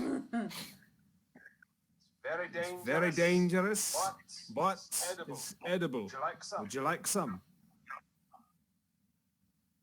No, why the fuck not? All right. She pulls out a small glass and pours you 2 fingers of it and slides it to I'll her. take some of that. All right. She pours out a second glass of 2 fingers of it and slides it towards you. Constitution. Yes, Constitution check, please, as you drink. I'm drinking. Mill has advantage, right? Yes. Because she's a solid alcoholic. That was a 13. What'd you get? 13. 13. Okay. So 16 is my best. 16. Okay. So we'll start with Rashida. You drink down the liquid, and as you do, you feel this sudden overpowering urge to vomit. God. You don't, however. You just barely hang on, but you definitely got to the point where you wanted to just bolt and go find a ditch somewhere to just vomit out your lunch. But you managed to take right through it, and you're fine. You're a little stunned and dazed by the sheer effect of the alcohol going through your system, but you're okay. She just like. Nil. You also get that sensation of wanting to vomit, but it just as quickly as it appears, it dissipates. And you plunk your glass down and you're feeling fine.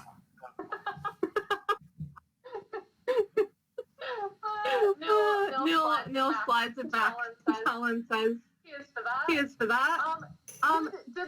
Did the drow leave any alcohol in his glass? No, he completely drained his. Would Neil be like buzzed, or did it just kind of like hit her and?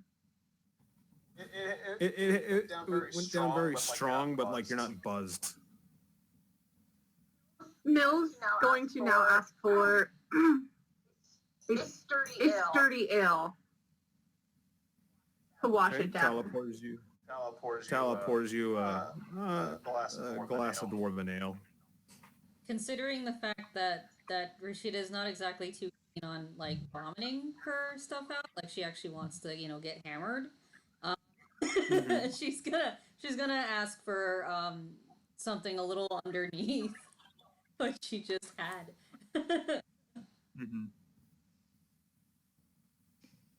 Falkrin's gonna continue sipping the beer she ordered in the first place. Just Neil looks at the dwarven ale and she looks up at Tala and she says, "Don't happen to have any elvish alcohol, do you?" Tala gives you a stare for a second and thinks on it. And goes, I don't quite think I do. It's mostly just stuff from overseas. I suppose the dwarven ale will do. Thank you. Cheers. Pours you a glass of dwarven ale. Mill raises a glass to Rashida and says, "It's nice to see you letting loose a little bit there, Rashida." She's like, She's drinking. Her echoes through the cup, and then she remembers all of a sudden and starts digging into her bag and slides over the pamphlet that she wrote over in the thing and says, "Not the pamphlet, just read it. Not the pamphlet, the reading part, whatever that is. I wrote on it. Read what I wrote on it." Falkrin hears some of this and pats Rashida on the back. Is like, you can say it, friend. It's you got this. You got this. Flinches a little bit underneath. That's the wrong time. Drunk. Neil, in like one chug, just downs her beer and splashes the glass away and takes the pamphlet. He would just beckons Tala over and asks if there's any food left, and Tala nods her head and brings out a plate full of like pastries. But these things are like made during like at midday, so they're a little on the hard and stale side. Crunchy. Yes, they're crunchy pastries. I think it takes half the entire plate. If any left, Rashida definitely wants some too. Yeah. As this happens, Tala looks at the hourglass that she's got positioned right next to her, looks at you four and says, would you be buying a room for the night? You have one? I've got plenty. I'm also just using them so that the sailors can sleep off their drunkenness, but as you can see, I barely got any customers in right now, so I've got plenty of rooms open if you're interested. How much is a room? It's about 5 gold a night. You're wanting to rent it? How many beds? There's 2. 2. I suppose we could maybe get 2 rooms. Alright. One room and just 2 of us can sleep on the floor. I have a feeling Rashida's going to be so drunk she'll have to sleep by the toilet anyway. Who are you volunteering to sleep on the floor? I don't mind sleeping on the floor. All right, if you don't mind. But if I sleep on the floor, Rashida just gives a Then thumbs up. I'll give you. I don't think I should have to pay as much. How about I just pay the 5 gold pieces and we don't have to do math? That works for me too. Tala takes the 5 gold and goes, alright, I'll have the room prepared for you. Just want to let you know, the second you hear a rooster, that means breakfast is served. Sounds good to By me. the way, DM, Rashida's going to take as much alcohol this woman's going to give her. Okay. Although she does cut you off at a certain point. Yeah, does Rashida have She does money? have money. Oh yeah, we did get some money. We did get paid, It's that's right. most likely, I mean, if she has to open her coffers in regards to spending all her money on alcohol, she just might. Stay there and drink. No, totally drink. Oh my god, Neil has a drinking buddy.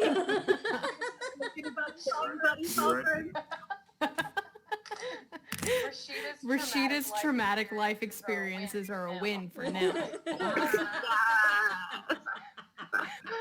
Rashida, Let's get drunk over trauma.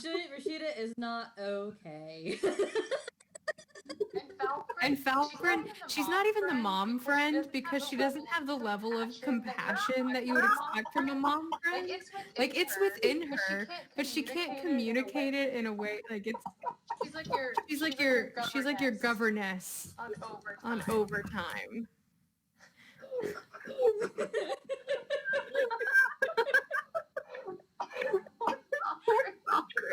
I love I it. mean, Falcon Falcon needs to chill out. But she's also not having the best time ever. You know what? Mill is going to order another glass of Orc's breath and have Rashida try to get Rashida to distract Falcon. And while Falcon is distracted, if she is successful, Nil will pour the Orc's breath into Falcon's drink. Oh my god.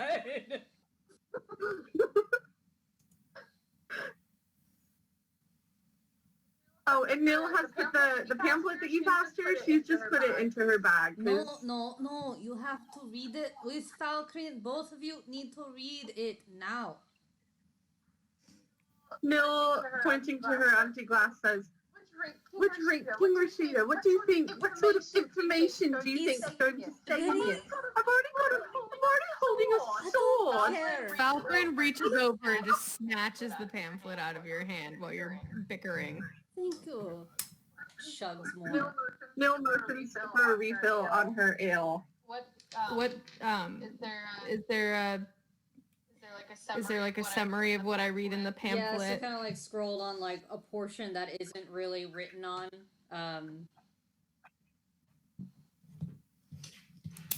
It's basically where it would probably be on the pamphlet. What am I reading from it?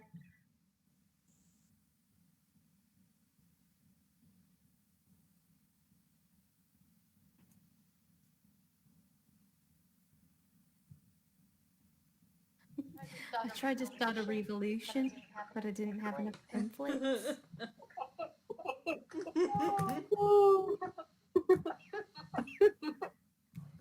but what was? Yeah, but what was it it that you wrote on there?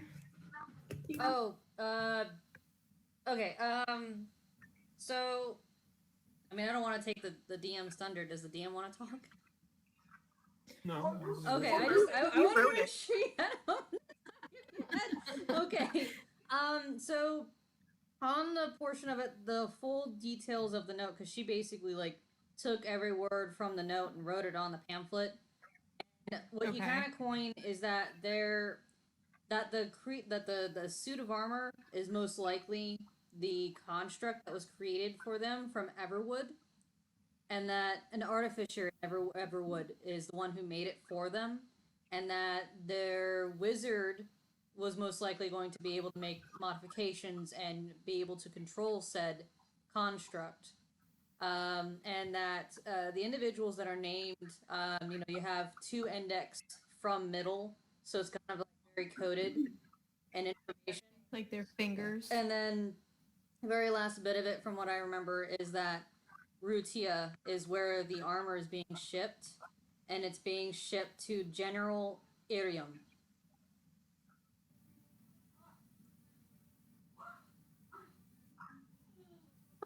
What's the names on the painting again?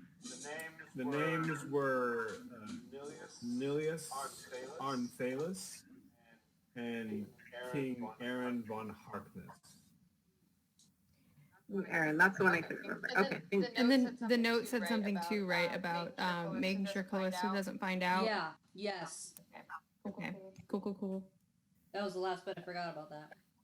But there's also information that Callista doesn't know that they're dealing there. Okay. Say again? Cool. Oh, The note.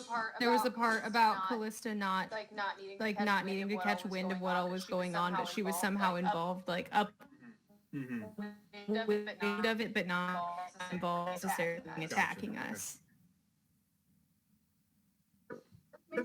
Makes me want to like drink with you guys in real life. God, right? Just give me a martini. I'll be fucking out. Fancy drink. Just give me tequila. Yeah. Tequila. Goodness. That's such a fancy drink, Tina. Yeah. I mean, but that's what gets me under the table. So, I mean, you saw what one did to me on my birthday. I'm sure Jody would know best. Oh yeah, I remember your birthday. What?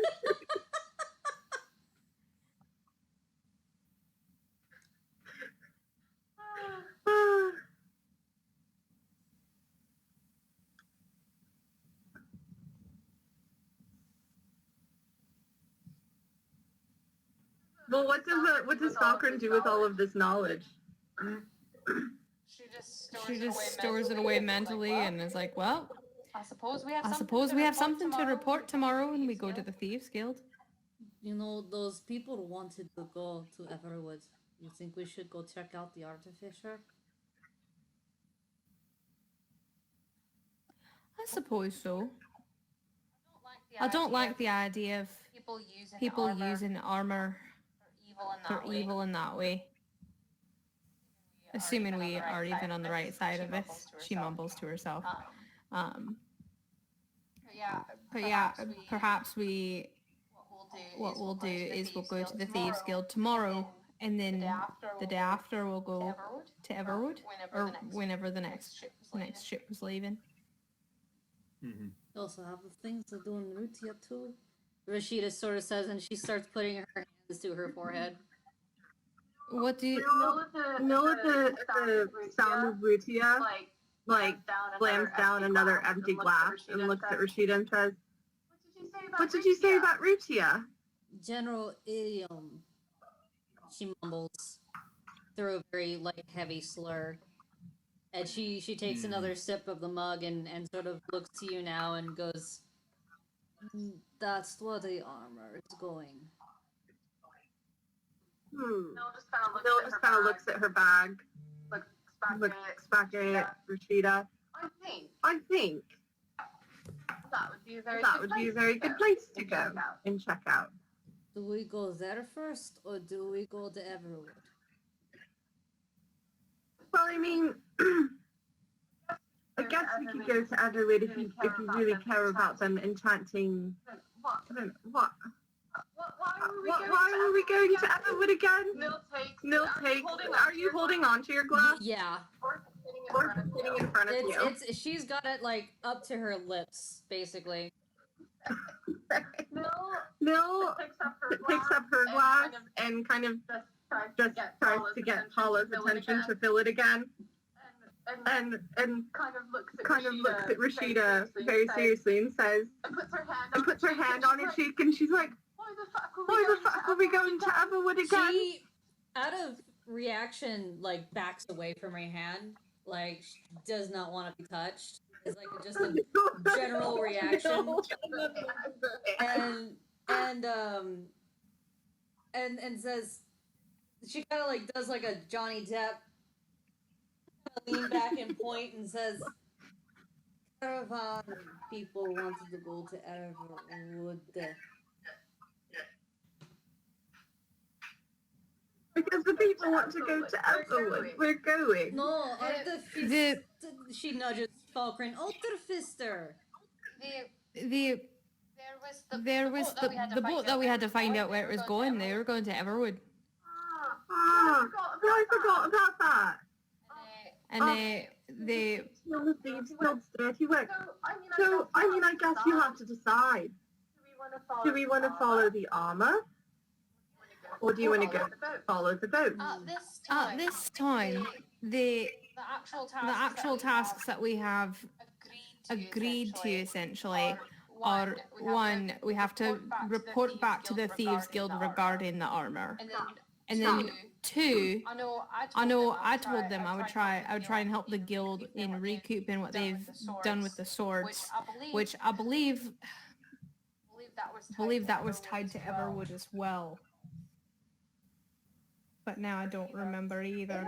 Isn't that where We need to hire. We need to hire a who was gonna buy them was going to Everwood, wasn't she? Yes. yes. Yes, Bethany said she was going to. Yeah. That's what I'm talking about. So what we want to do is we would like to get the swords ready for them before they go to Everwood. Rashida. But we don't know what happened to the swords. So if we can find the swords, that's good too. But we haven't actually. We don't necessarily. The Thieves Guild hasn't told us that we have to go find the armor ourselves. No, they just wanted to know Where it was going. and where it was going. Aye. They wanted a status report on the Hmm. armor. My only word is, I don't trust Thieves Guild. That's ironic. Well, there's being a thief, and then there's a Thieves Guild. In a Thieves Guild, you only have loyalty to the people in your guild. And we We're are not not in it. in that guild. That's true. I I will say though, I do think for as much time as we've put into this and as many people as we've talked to, I don't want to tap out just because we've finished the bits that we said we'd do. It seems like this armor really should not get into the wrong hands. As I was smiting that one, I just had that feeling of the metal beneath my hammer. I don't like the idea of that being used for evil. Should we tell them where it's really going, or should we continue to investigate it ourselves? Here's the thing though. Aster was with us. But did she see these notes? Because I didn't. That's true. That's Tell true. them to her. She didn't see the I notes. did, so So- I did say Rutia. Ruti is a big place, isn't it? Yeah, I didn't mention the general though. So we could just tell them that we know it's going to Rutia, and that's all we could find out. Or what if we say we don't know where it's going? She doesn't know that we know. No, she heard me say Rutia. You might have been having a flashback. You were doing all sorts of funky things in there. Let's walk in there. What? Like, he screamed at the That's construct because my about spell things. didn't work, she says as she slams her hand on the table. Nah, it's not bad what what you said in there. I'm not. It's not a problem. The thing is, if we tell them one thing and then they see us get on a boat for some other place, they're going to think that that's weird. But if we say we don't know, and then we just prance about as if we've got another task that we need to do, perhaps going to Everwood saying, oh, we're tied up into this sword thing now. We can't be going to Rutia. Who would be going to Rutia? We know nothing about Rutia. That's just the thing she says sometimes when she's flustered. They don't know you. What did you say? Rutia. What did you say? The armor's going to Rutia. I do remember maybe saying that the armor was going to Rutia. They'll just I kind of... think Now, normally I going don't like lying. but I think If you're lying to liars, it's okay. it's okay. Maybe. Maybe. Kind of. She takes a sip from her drink. and goes, I'm going to say it is. It's okay that if we could lie to them and say we don't know where it's going. Honestly, we don't know. By the time that note was written, who knows? Maybe people are writing lies. You don't know a thing until you see it with your own eyes. Except for when you do. I think I have to agree with you, Falcon. You wanna know why? Because her name is the Great Dragon, and we've been seeing lots of dragons, and Corva's fixed up with dragons. I don't think we should trust dragons. I think what we should do is say we don't know where it's going. We saw what they had there and it was fake. And we're just going to try and fix the sword thing and pack up and go to Everwood. But while we're in Everwood, we talk to the artificer. And maybe we'll bump into that Callista again, and maybe she could do the cool boomerang trick to all of our weapons. I don't know. That was pretty great. I liked that she liked to kill people. It was nice. That's an area where I think we can agree. Maybe not the killing bit, but the bit where she just seemed cool. Like her. Seemed like good company. I'm okay to tell the Thieves Guild that we're not quite sure where it's going, but they're making forgeries and clearly shipping the forgeries out. And that we're going to go to Everwood to investigate some leaves and deliver some swords to help the city. Yeah. Because we also think that could be tied in with the Ironbeards or whatever, whoever those guys are, because they're causing troubles. And if we could find those before the ship goes out, maybe even get a free ride to Everwood, and then that just looks like it's all a bit of the sword thing, and has nothing to do with the with the armor. Could have just killed after instead of letting her go back. That'd be even more suspicious. Yeah, you know. We definitely don't want to be sus. We don't want to be sus. We don't need to think that there's an imposter among us.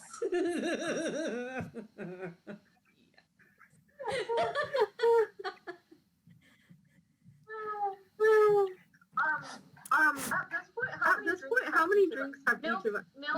Neil, I think she had the Orc's Breath, and she's had 3 ales. Falcon's just on 1. Rashida is probably in league with Nil at this point if she's not under the table already.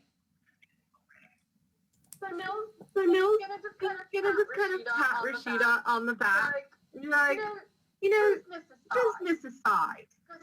Because talking business really ruins a good drink. I'm impressed by the amount of alcohol you've consumed tonight, Rashida. Really? You don't have to give in to peer pressure to make friends. I'm not. Real kind of shoes that talk. She's fucking right. You think I'm doing that? To have somebody who appreciates the finer things in life, like drinking the day away. There's no comfort greater than a glass full of alcohol. Especially after the shit we just went through. Yeah. Dude, what really was that all about there, Rashida? What was all what about? She asked. I mean, You did go a little weird then. I had to snap you out of it. And it took a long time to hide because you were just kind of like staring there into space. My spell didn't work. It was different. It's not the same as what it was. Now, Now, if if I may ask, when you typically use spells, what deity does it for you? Honestly, I don't know. I mean, I was kind of going through lots of different gods at the time, especially with Mom. But, I don't know. That's the reason for the conflicts. Maybe I could, yeah, that could do it. Should have What's stuck that? to one. What, did you say especially with Mom? Yeah, she said with Mom. Mild kind of studies you. Your mom okay? Is your mom okay? Oh yeah, she's fine. She's dead. Oh. Oh, Somewhere Seth peeked out from around the corner. She's fine now. I'm sorry to hear that. Mine is dead too. It's really rough not having, you know, knowing that your mom's just not there. Yeah. That's a rough one. No amount of tablets in the universe seem to really fill that void. Mill stares in the bottom of her glass, nor any amount of alcohol. Rashida starts getting very sad. And starts looking around for more alcohol. Falcon looks at them and goes, you know what may be great? Checking out the room we just rented. Let's go see what that looks like. I bet the beds are comfy. Nils does not listen to you and gets Tala's attention and says, can I just have one more glass of oat express, please? And Tala looks at you all and just shakes her head and says, no, I think you've had enough to drink given the heated little discussion you all had. Sing to us. She's been in front of you the entire time. You've been at the bar top. Rashida has like revealed everything. She's drunk off her rocker. She's just like, I'm just, my brain's not there. I'm just gonna reveal all. I'm gonna reveal all. Can I roll to see what Nils' state is? I know that I'm completely drunk. Like, she's most likely gonna vomit in the middle of the night, kind of drunk. I have a 19 on a constitution check. You're fine. Ish. Yeah, balls, all the way with Rashida. She's gonna get sick, I'm sure. Yeah. Akiva starts helping her away from the bar up to the room. She starts sobbing. He'll pat you on the back. If you want to talk about, stuff, I get it. If that helps. No, it's okay. I don't want to talk about it. No, I'm good. You don't want to hear about it anyway. It's fine. I'm fine. Let's just get her to bed, please. Somebody needs to make sure she's on her side and maybe next to a small bucket. Are you volunteering for that role? I think you just did. No, I'm going to go check out the city. At night. You are a weirdo. When the most interesting thing. There's so many mysteries to solve and so many things that are happening. It's not the time. Like, this is a good time to just kind of get a lay of the land. It's a good time to get rest too. Oh, do what you will. I don't care what you want to do. I do care. That's not true. But that's fine. If you need to prance about the city in the dark to get a better feeling, go for it. I'll just be gone for like an hour and then I'll come back to sleep. You didn't have to check in. It's fine. It's fine. Just Just come back when you will. She's like a cat. Just let her go. Exactly. Falcon's just like, I'd rather you just not tell me so I don't have to think about what you're doing. No, just kind of nod with like a cheerio. the tavern. Oh, Just Oh. do an hour of recon. when you're on your way When out, you're though, on your way out, though, Falcon Falcon does want to like toss you an extra gold piece, and is like, if you want want to give that to the barmaid, let her know not to, you tell know, anyone what she heard us talking about. That's probably a really good idea. You know, lying to the thieves guild and All all. of a sudden, you just see that lady bolting from the back of the She's out. Like, We may need to find another place to stay. some Nazgul are gonna show up and stab our beds, but we'll be Oh, gone. because you got Aragorn. Oh my god. All right. So then Nil will talk to Paula, who she already doesn't. I think Nil, when you toss that gold piece where Nil goes closer to Falcon, and she's like, we don't really have the best of relationship. She did catch me trying to pickpocket a drunk man. I think she might have a better time listening to you. And Nil offers you a gold piece to add to the pot. Falcon takes it back and then walks downstairs with you two, and walks up to Tala and slides that across the bar.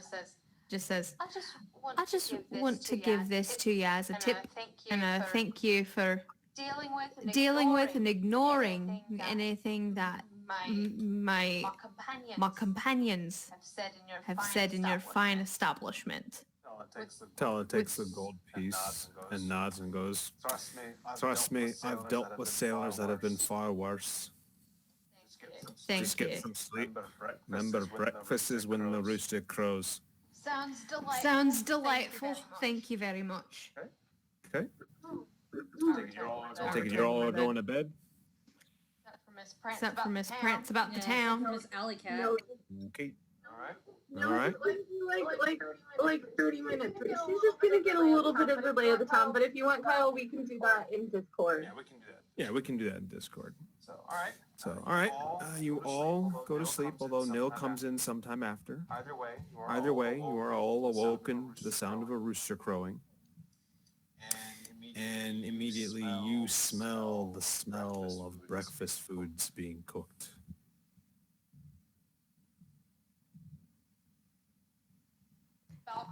Falcon pops up and says, I'll smell bacon. We gotta get down. Down She there. just sort of groans as she's still laying over the bucket, just very dirtied by all the events of the evening prior, and groans and sort of rolls over. Falcon looks at her and says, I'll bring you back soon. Oh, okay. Oh my god, my head. Nil crawls. Are the beds like, on posts with space beneath? Yeah. Nil kind of crawls under so that her face is under the bed to block her from the light. Like, it's too bloody early.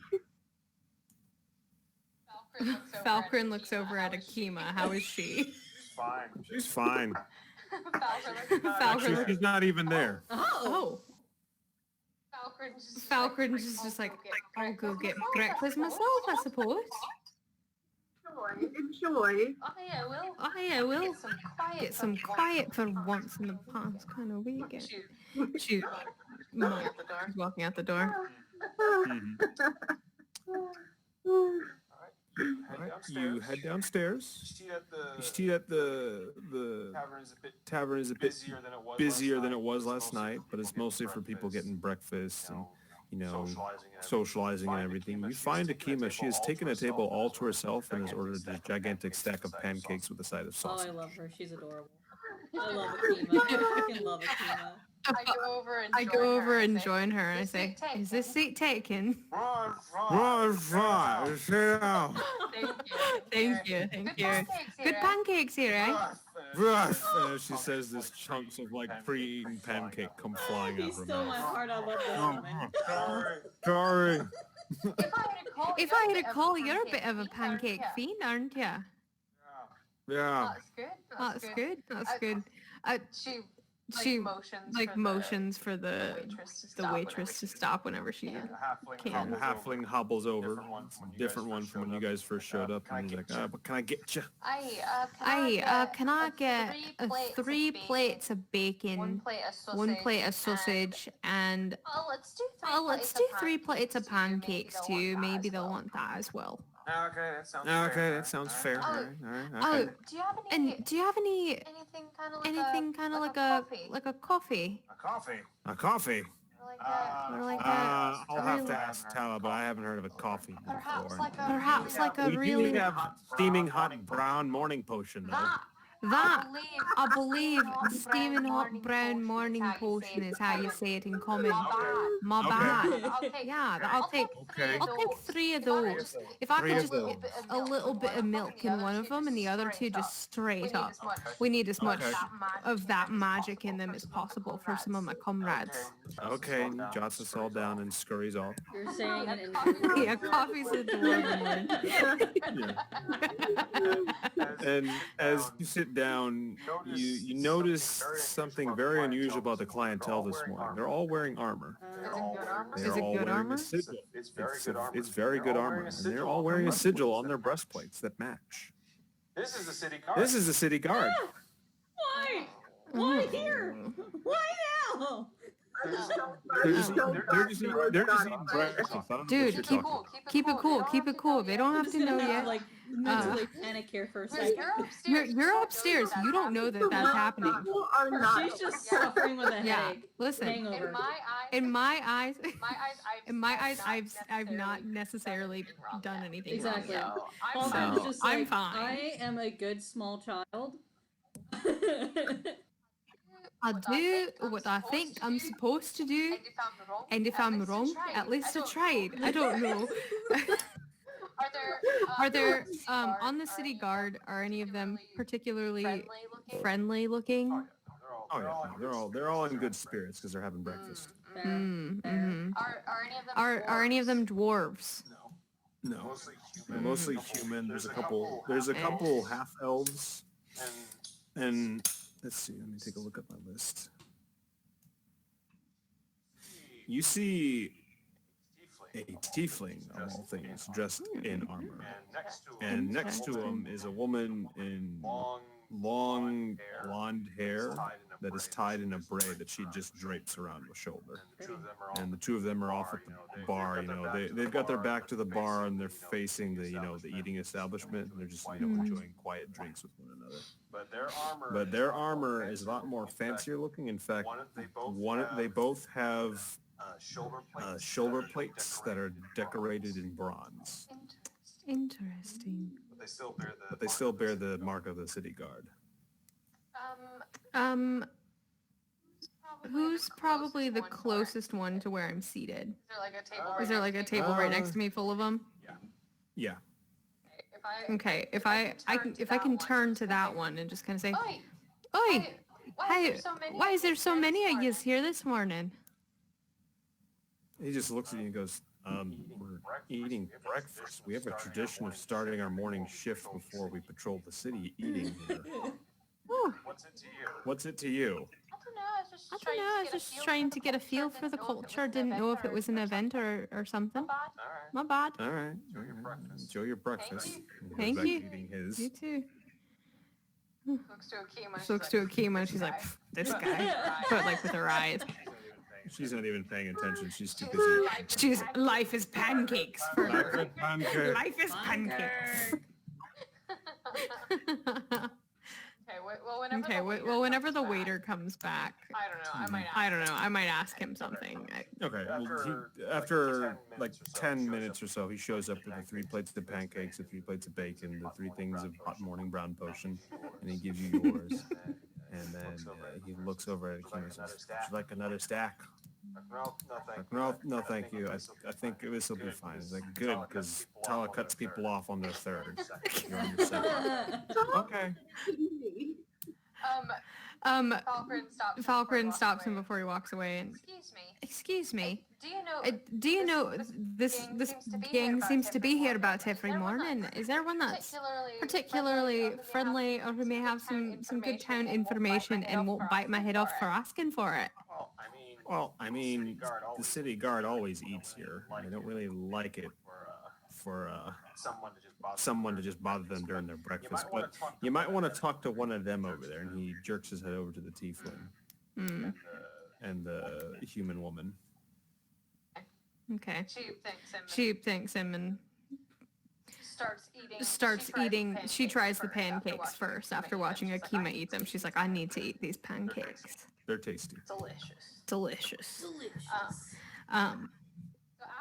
So after eating, Falcon will actually midway through eating, she doesn't want them to get cold. She takes pancakes and bacon and the hot morning brown potion to the Alkies upstairs. To be fair, Nil is not like continuing to sleep because she's hungover. She just got in late and is still quiet. She's not, she's a drow. Falcon doesn't care about your excuses. She brought you breakfast and wants you to eat it. She just kind of slam it on the floor and like. Just puts it on the floor in front of the bed and the hand slowly pulls it underneath. My hand reaches out and just grabs it. Like, drink up, ladies. And don't come downstairs acting all squirrely. It's full of city guard. You just hear a groan from under the table or under the bed and the sound of pancakes. Rashida's sort of just like she's got her head like this, and so she like waves, puts it down. She's got Ori like kind of tucked under her chin. Falcon goes back down and resumes her position at the Okay. table with Akima. There's a very like groan like thanks, Falcon. Didn't mention it. Mill goes back to shoveling her face with pancakes and meat and hot morning brown. Rashida is going to totally take a bit of that hot morning potion, remembering how tasty it is, and then groans at how bitter it is because there's no sugar in it. That's right. Part of your penance for last night.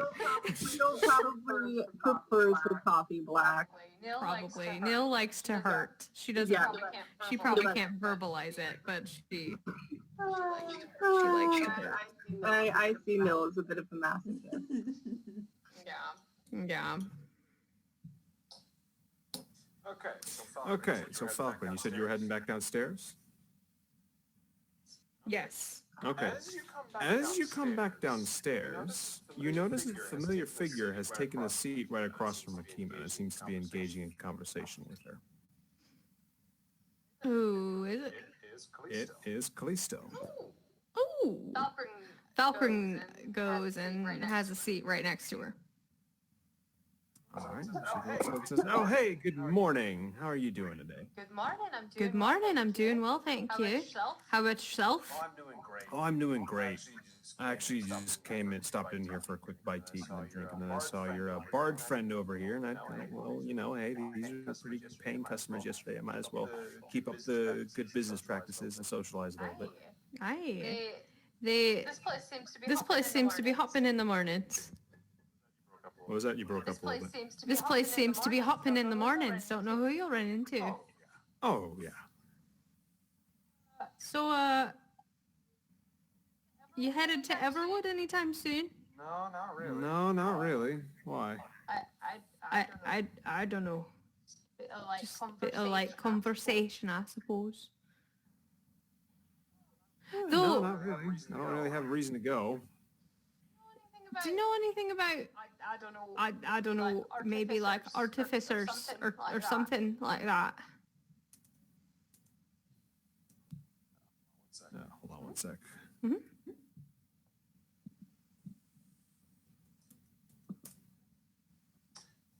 saying? All right, what were you saying? Do you know anything about Artificers and perhaps maybe enchanted suits of armor? suits of armor? She leans back a second, and the halfling runs up, and he's got a chilled glass of orange juice. She nods her thanks and takes a sip and goes, well, I do know that there is this one tiefling that makes regular trips out here to see if I've been bringing anything out from overseas, usually odds and ends, crystals and the like, but that's it. I mean, if you really want to go find more artificers, you're better off heading towards the Krenim Imperium of Dharma. There's a healthy crop of them up there, because those two cities you'll see more of the experimentation with the arcane. They hate each other, and they're both looking for ways to outdo one another. How much time is, like, I feel like after 15 minutes, Nil is probably going to come down there. Once she's shoveled food and hot morning ground potion into her mouth. Mm-hmm. She just kind of unceremoniously would plop herself at the table. And Kalisa looks up and goes, oh, perfect, just the person I wanted to see. And she, with her boot, shoves a bag out from underneath the table, picks it up, and sets it on the table in front of you. Neil finally looks up, like, out from her hood and realizes who it is, and she goes, it's so good to see you again. And Neil just smiles and doesn't say anything else. And just kind of peeks into the bag. Inside are 20 vials of assorted poisons. You'll see that the red ones have been labeled as sleep.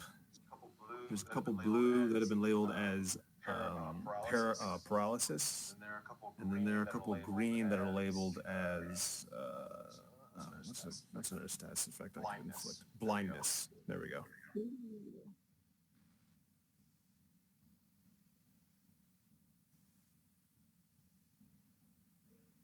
Bill just kind of smiles and says, cheers very much for this. What I owe you for your kindness? For you, nothing. Are you sure? I'm very sure. Trust me, I get enough business as is. But you guys were nice enough to buy stuff from me yesterday, so consider this a gift. That's very kind of you. I always do say Drow makes the best company. Cheers for that. Or what's her name? Callisto. Callisto. Yes. Cheers, Callisto. Nil still digs around in her pocket, and she finds one of those, the many Jeffs that she stole from the night before, and she kind of tries to stealthily, full of guard, passes the gem to Callisto and says, nevertheless, I want you to take that, just as my thanks to you. Oh, thank you. And she pockets it. Rashida probably by this point has stumbled down the stairs with her hand on her head and finally sits down with the rest of you guys. Ori is on her shoulder now rather than in her shirt. The smell of vomit. He was not happy about all of that last night. He has a lot of protests.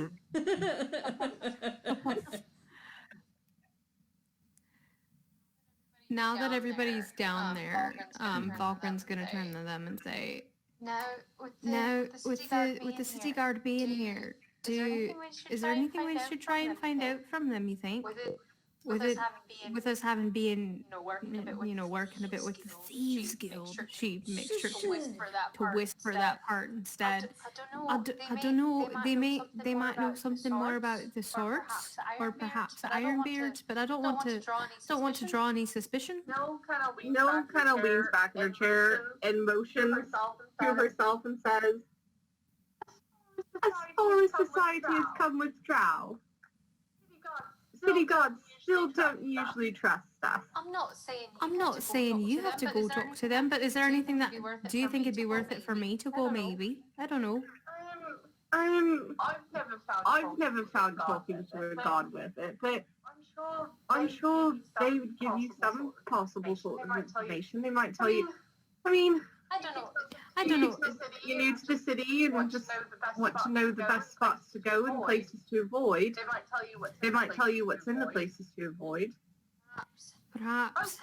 Ask them if they know of any of that say that you make weapons, you craft weapons, and would like to join a Smith's Guild. See what they tell you about that. That could be an idea. That could be an idea. Either they'll I don't know. handle you better than any of us. That's really a shame. I've never been good at talking. I mean, You're good with dwarves, usually, right? No. Oh. But you are a dwarf. I'm good at metal. Could you talk to the suits of armor and see if the armor has anything to tell you? I really could. But not really. Never mind. I can go try. But you think it's worth it. I just need to know you think it's worth it if I'm about to I try. mean, any information could be worth something. Oh, that cat hurt. I Is the one you think is cute, Falcon? You want it to be your wing women? if I was in need of wing women, I don't think I'd take any of you. That might be wise, given the type of clientele you'd probably be interested in. Anywho, She just scoots away from the like this table awkward and scooting. walks walks over to the bar with her empty coffee cup and like sits down like a seat over from where the two with the bronze shoulder pieces are. Mm-hmm. And And as you do this, the the tiefling looks over and then quietly quietly whispers into the ear of the human woman. She turns to regard you and goes, "Good morning. What can I help you with?" Oh, good morning. Oh, good morning. I'm trying to get a bit more of the brown morning potion. No, if you're Though, asking, if you're asking, I'm new to the area. Do you happen to know a figure such as yourself? The The best way to get in contact with the smithing guild. Your best bet to get in contact with the smithing guild. That Pretty would much you just go to pretty the much guild just go to house. the guild house. To be quite honest. To be quite honest. And what part of the And town? what part of the town? I keep with getting the mixed up with the parts of the town. Somebody Somebody told me to go to the Warrens. And then Someone someone parts No, town that I that- should no, maybe the try to guild avoid or go to. The guild house is actually located in the basin. It's not that far from the fleet drafting house. As for the Warrens, stay away from those, please. We have too many people who think they can be adventurers just wandering in there and they get lost. Oh, are they kind of just Oh, are they like kind of just like mazes of sorts? Somewhat. When they tried to build these docks, they really didn't have much care for where they put the tunnels when they created Oh, it. there's tunnels. Oh, there's tunnels. Yes. Now Being a dwarf, I do have to say I do love a good tunnel. You really don't think I should go check it out at all? go check it out at all? It's probably best not to. It's probably best that you don't. Okay. And she Okay. turns away from you, but the tiefling gives just gives you an apologetic shrug and and then resumes resumes their little small conversation. Okay. Okay. Falcon Falcon makes the motion to kind of let the barkeep know. Like I just need more of the drink. As And then produces a scrap of paper and hands it to you. Okay. okay. I slide the paper up into my hand, but I don't read it in that moment. But I leave the cup and say thank you Return to the and table. return to the table. Mm-hmm. When I get to the table, When I get to the table, I read it. The note says you owe 15 gold for breakfast. And you see an itemized list. And there's a grand total of 6 orders of pancakes, 4 orders of sausage, 3 orders of hot brown morning potion, and then there are the 3 plates of bacon, Fair. all totaling up to 15 gold pieces. Falcon takes that and sets it on the table and says, Now that it's morning, we can do some math. Oh, I don't know if my head's ready for math. Just tell me how much I need to give you. To what? To what? My head is not ready for math. Just tell me how much I need to give you. Also, how much did I spend at the bar last night? I would really like to know. You read up a tab of 30 gold. Okay, I'll go ahead. And Nil ran up a tab of 50 gold. I'm just coming up with numbers in the back of my mind. Those feel accurate. Yeah. Those were some expensive beers you guys had. All right, I'm gonna go ahead and subtract that 30 gold. Okay. Akuma takes a look at the scrap of paper and sheepishly hands out 15 gold. Says, I kind of had the lion's share, so here. Oh, no, that doesn't feel quite right. But then again, I paid for the room. I'll let you do it. Okay. And you the 15 gold to pay for breakfast with. Thank you. Rashida. Falcon takes the money and she goes back up to the bar with the paper and sets it down for the guy. Tala nods at this, takes the money, and she gives you a go on, get out of here. Wait. Listen, stay at our welcome. Yeah. Not so much that, it's just all right, you paid, go back to your business. As I'm around the bar, do I pick up on any of what their conversation was?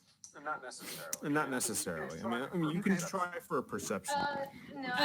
No, I think Falcon's afraid of drawing attention. Mm-hmm. Even though she has not done anything wrong, as far as she's concerned. While you're there, since Callisto was the one that first told us about the war, Bill is going to again quietly try to ask her if she knows the name. I think it's Viv. If she knows the name Viv. Okay. She looks at you for a few seconds, stroking her chin, and goes, no, not really. I haven't heard of Vith before. Do you know anything about the lead of the so-called Iron Beard? No, I don't. I'm afraid. Like I said, I'm just a simple businesswoman. Maybe we'll have better luck with our friends.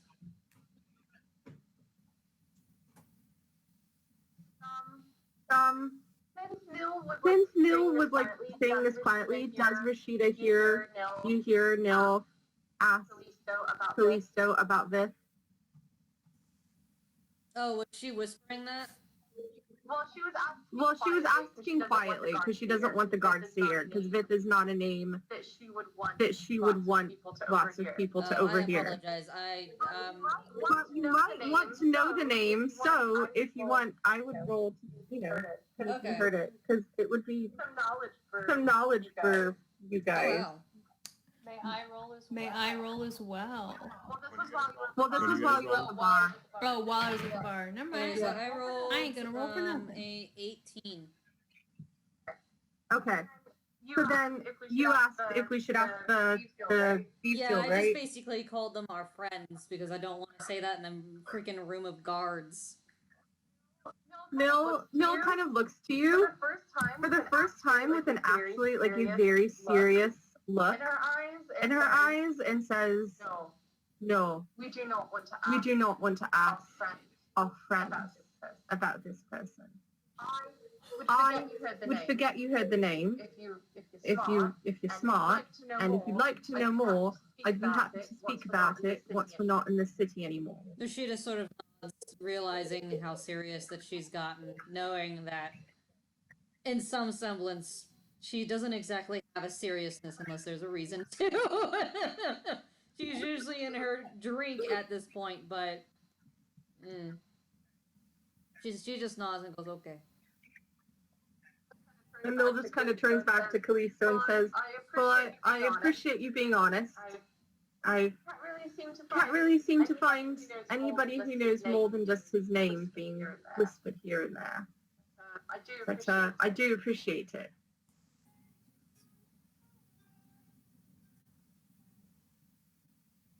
Guessing by this time Falcon is back.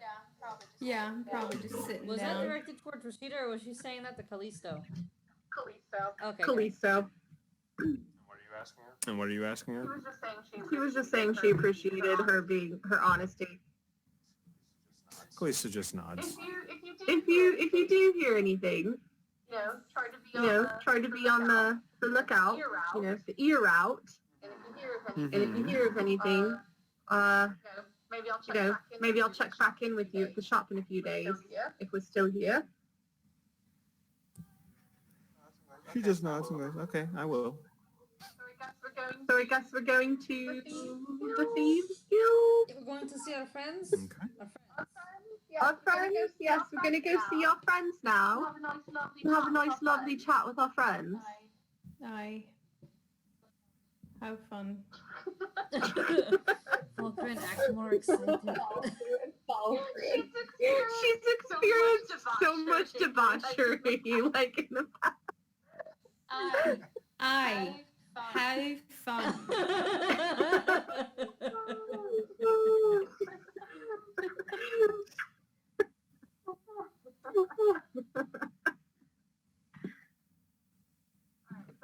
Alright, so I guess we're on our way back to the Crab Warren. Yes. Okay. All right. For sake of brevity, you all make your way back to the Thieves Guild. You're welcomed inside. And the Great Dragon is again sitting on her couch awaiting your arrival. It's like Jabba the Hutt. She just stays on her little Oh my god. All I'm envisioning now is like, I'm not even envisioning like women at this point like in those dresses. I'm envisioning men just chained up to her couch. Oh God. She's not that into bondage. Not bad. That's just crazy. I know, right? She nods as you all approach and goes, well, I hear from a little birdie that you all succeeded. It depends on how you define success. True. I mean, True. alive, mostly. Like I said, succeeded. We didn't find what we were looking for, other than to find that it wasn't there, I suppose. She looks at this development and size and goes, yeah, I heard that too. You wouldn't by chance know where the armor was being Can I sent. do an to. inside check on her? Sure. Okay. Well, that's 15. Okay.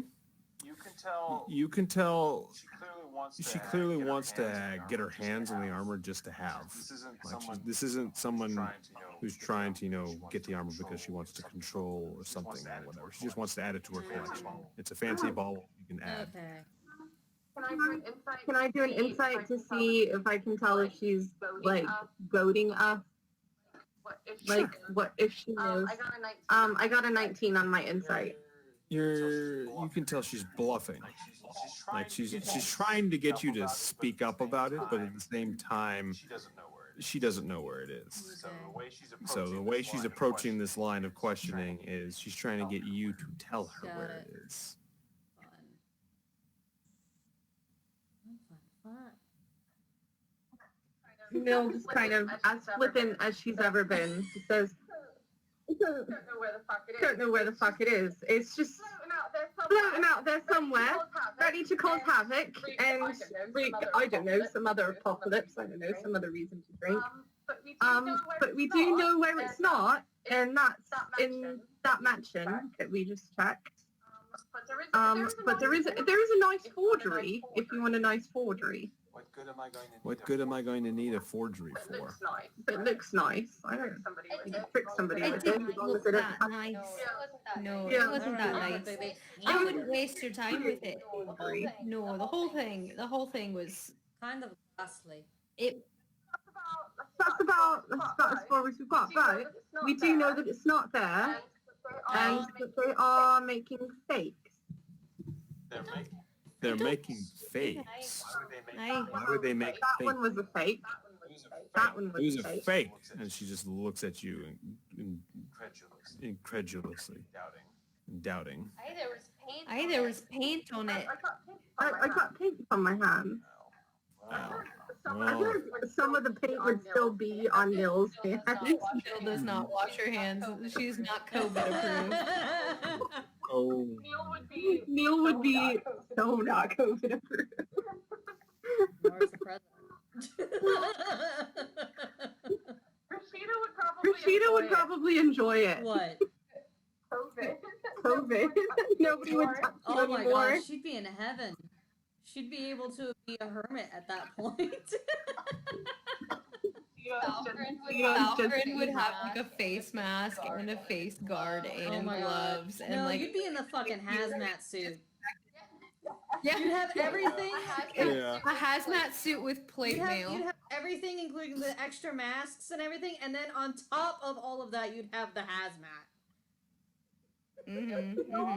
Neil would only wear the mask because she would find that it helps to conceal her face, and she'd be pretty stoked about that.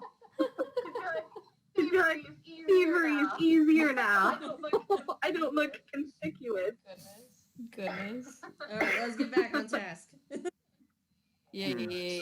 All right, so she just looks at you all and then sighs and goes, well, great, now we're stuck. Well, they get the armor then, I guess, since they managed to whisk it out from underneath us. What were you, If if you don't mind my asking, what were you needing it for? Well, I'll be honest, I fancy myself a collector of antiquities, and that would have been priceless to obtain. Aye. Do you have any idea where they might have been wanting it to go? Or do you think they were just collecting too? No, I don't think they were collecting. See, we've been keeping watch, like I said, we've been keeping watch on the mansion for some months now, and I have reason to believe that whoever's operating out of there might be working in conjunction with the Ironbeards. Aye. We don't like that. You hear about the Ironbeards everywhere we go in the city. They seem to have.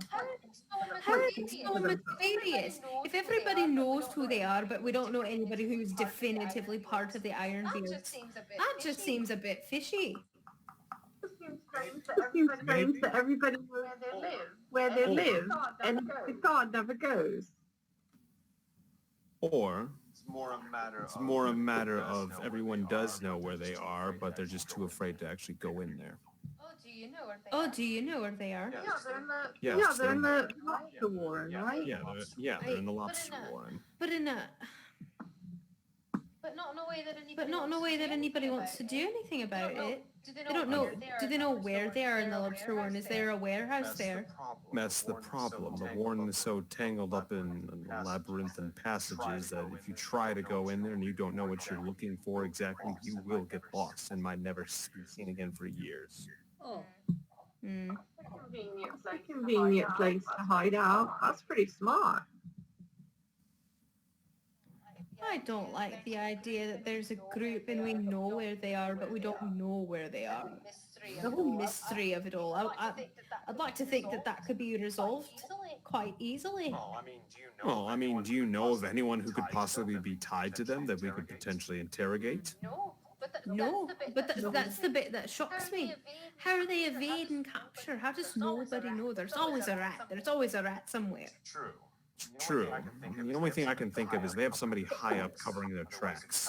Otherwise, the city guard would have stormed the lobster warren by now. Aye, you think the city guard's in on it, do you? I mean, at this point, you might as well consider that the truth. That's a bit of good thinking right there. Gotta find those swords. Mill looks to Falkren and just but says nothing. Just kind of sighs. Just kind of looks away. Falcon does not notice that you've done that and looks back at the grey dragon and is like, well, that being said, thank you for thinking about that with me. It's been something that's really been just scratching my brain there, but... I have no doubt, she responds dryly. She pay us already. She's supposed to pay us after we get our information, right? Yeah, she paid you guys. Our money. All right. How much money do we You get? get like what, $250 each? $250 nice. each. I think so. Yeah. I know she definitely paid you. And as a return of the favor, she basically said you're going to get help from us to break into that mansion. Okay, got it. But she needed bodies to go do it Yeah. for her. And we were her happy little bodies. Yeah. Exactly. We're her warm little squish bombs. Well, at least you know a little more now than you did before. Yes. That's something. Thanks, Thanks for thinking of us. Have a great day. Yeah, you as well. Yeah, you as well. You know the way out. You know the Thank way you. out. Aye, we do. Mill is first now. Rashida is close behind. Falkrin takes her sweet time. Okay. So you're all heading back to the So city. you're all heading back Yeah. to the city? All right. All right. As you exit the Warrens, As you exit the Warrens, you notice that a couple hours have passed since this morning. So it's roughly almost noon. you notice that There's a very intense state of alert within the city. guard are now out. Guard are now out in force completely. Like This wasn't the case before you went into the Warrens. And there are And there are now town criers scrambling to get to positions to start calling out updates of news and everything. People are starting to Gather to find out what's going on.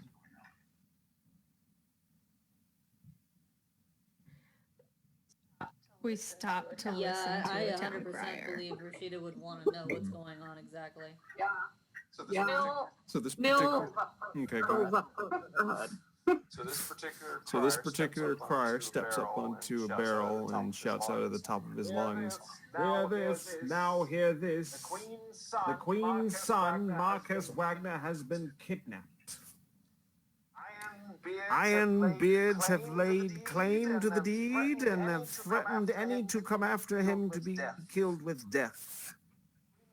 The Queen is offering a handsome bounty to any who might attempt to rescue him. If found, please report to Knight Commander. Give me a second. I need to get this guy's name. There's his name. Knight Commander Christos Galifianakis. Hold on.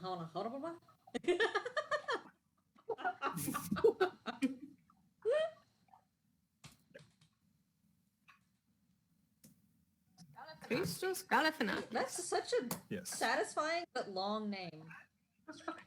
It's Greek.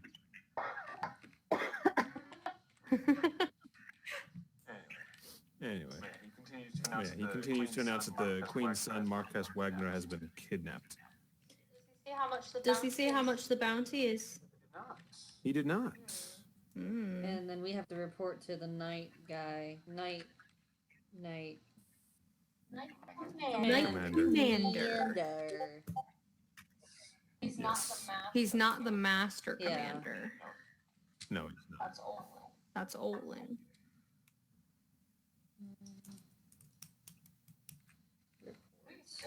Christos Galifianakis. That is a good name to say. Yes.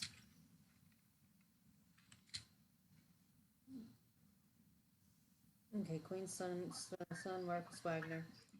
Got it. Okay. So it looks like we haven't heard the last of the Iron Beards for today. I'm getting very sick of that name.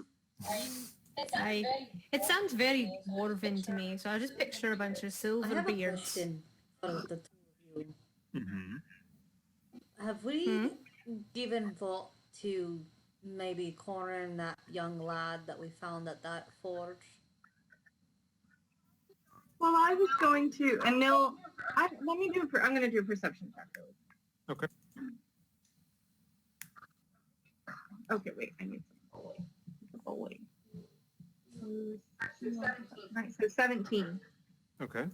And what are you doing the perception check Just for? to see if anybody is paying any attention to us at all in this chaos. So you can pick No. their pockets. Yes. I mean, maybe, but also No so I one's can paying tell. attention.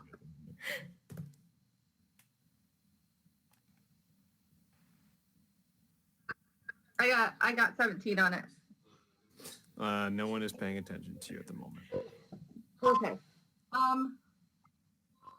Mill's going to just kind of motion for them to huddle in and say,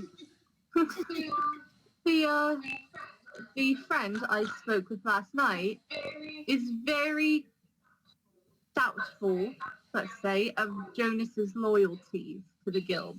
He thinks he's in on the thievery. I mean, obviously, he's a human. He was very sketchy. What if we were to, I don't know, Pay him a visit. kidnap Jonas and he were to fall down a few times on my fist and we were to get some answers from him? I like the sound of that. I don't. Falcon, listen, this could get us some information, and not only that, but if He is potentially a very bad not only that, person. but if he's involved with the, I don't know, beards. We don't kidnap him, but if we find that he's a bad guy, we can apprehend him to ensure that justice is served. So Rashida sort of like pats Nil on the shoulders, like we just have to change terminology for her to understand. Well, I'm gonna let you translate my words to her because I promise you I don't do the right way. And it's fine. I think I've got it. It's working out in First I my was the brain. middle child, and now I'm the middle man. Which one? God, fuck. Let's go find the him. lawyer after that. I indeed. I break through ironclad contracts.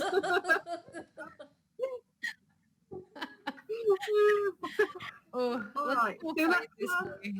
Let's go back to your forge friends. It's just all I hear now is that dwarven work song from Snow White. I hope. It's off to work we go. As a side note, since Falco brought it up, was anybody close, like really close to us that I could try to pickpocket them while they were clearly not paying attention? I mean, you're in a crowd, so you can go ahead and try to slide a hand check. Neil, get your hand out of my pocket. Still knows there's nothing interesting in You there. get like a very heavily used handkerchief. I've got allergies and I inhale a lot of soot. Okay, 18 with my modifier. So 25 on sleight of hand. Nice. You managed to pickpocket 15 gold. Woo! They do not. Hey, that was breakfast.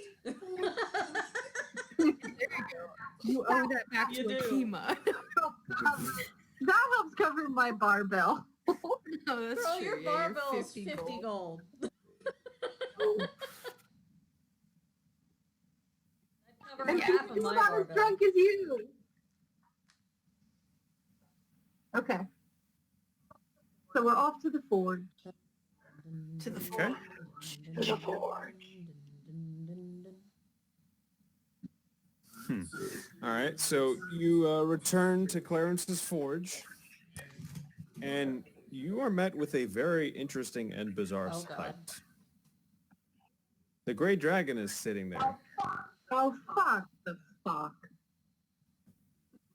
like, oh, Nil says that out loud. And she looks up at this and goes, "What?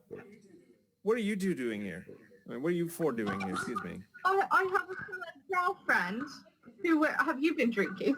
I have a friend who works here. Oh. Comes out, What are you and doing? Clarence comes out and he leans down and whispers in her ear, and she giggles slightly, and she just reaches and touches his face affectionately. And Oh! looks up and goes, "Oh, hello. Good morning. Oh, wait, Something I was can help Clarence with?" the dwarf that works there? No, Clarence is a human. Oh, that's right. Okay. All right. And the gray dragon, of course, is visibly upset at this development. And she... Nil smiles and goes, "Are you here for your morning delight?" Rashida flushes at that, like just completely red, just flushes, like, oh my god. Falcon just goes into like the 1,000-yard stare.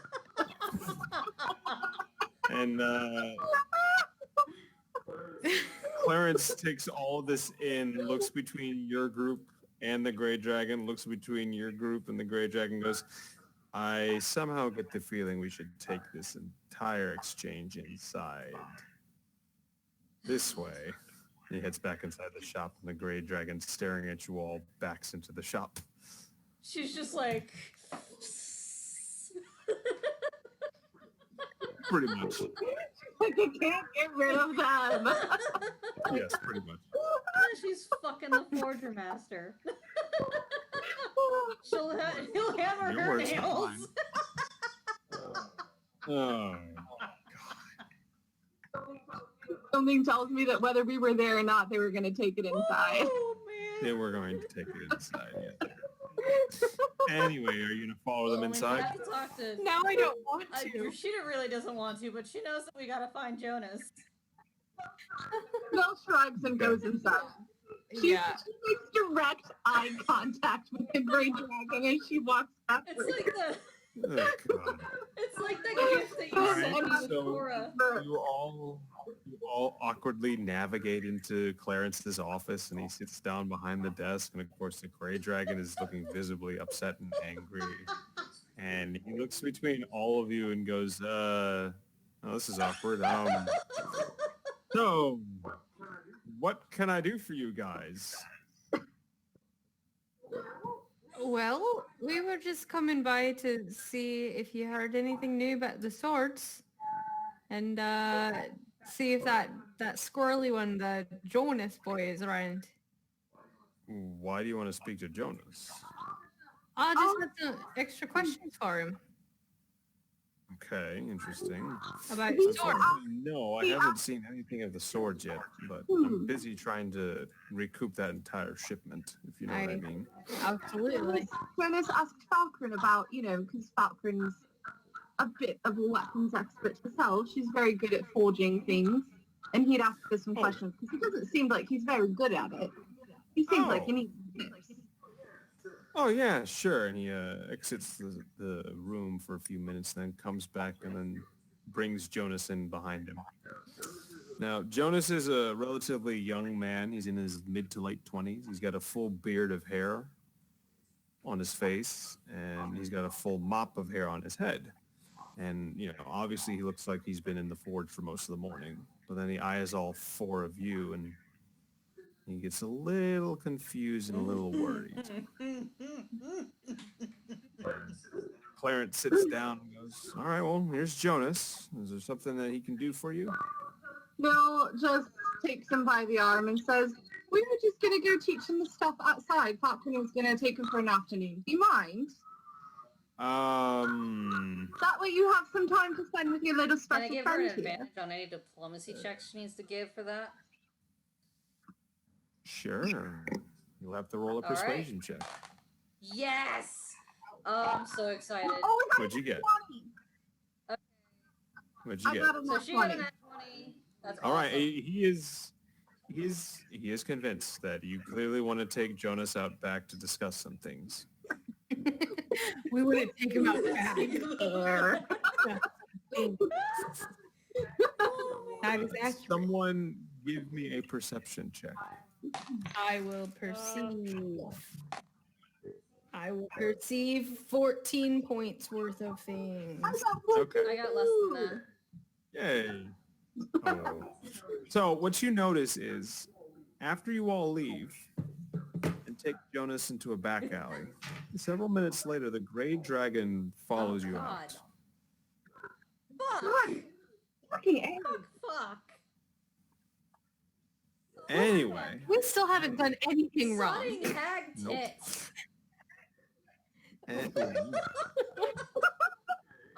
okay. Anyway, so Jonas comes outside and he looks at you all and goes, what you wanted to talk about? How long you been in the Iron Beards? Is Grey Dragon out there yet?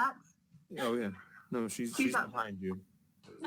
And he goes, Nil holds up a "Excuse me?" finger, and Nil holds up a finger and turns to the Grey Dragon and says, "Excuse me, I do believe What? our business with you is done. This is a private conversation." Oh, no. And she folds her arms. I'm actually curious now. So do continue. Didn't ask if you were curious. I don't care what you think. Do continue. We don't have to. We'll just come back another time. No, I actually want to know. Okay. I mean, well, you've you already can... ruined my morning to begin with. I didn't. I said we'll babysit this little boy for you, so you can do whatever you want in there, or on that, out there, wherever you want to do it. Well, no, because you see, if there's one thing I appreciate more than my libido, it's my curiosity. And right now, my curiosity is winning out. So please, I'm sure very I've got curious. something in here you can go use. Why you wanted to question this young man. So please continue. Akimo reaches out and puts a placating hand on Nils. Like, maybe we should just continue and deal with her later. I don't. Please. Nils sighs and rolls her eyes. God, this bloody fucking dragon. Fucking A. You seem rather at odds every time we come around, sir. Give a careful explanation about that. No. What was this about? How come you're about the only one that's come back to the place and everyone else hasn't? I mean, I need the money. Your fellow workers who've been working there longer than you have apparently don't think so. Roll an insight check. Oh wow. 15. I got a What'd you get? 15 plus 3, so that's 18. 18. Okay. You can tell he's stalling. Okay. Stalin.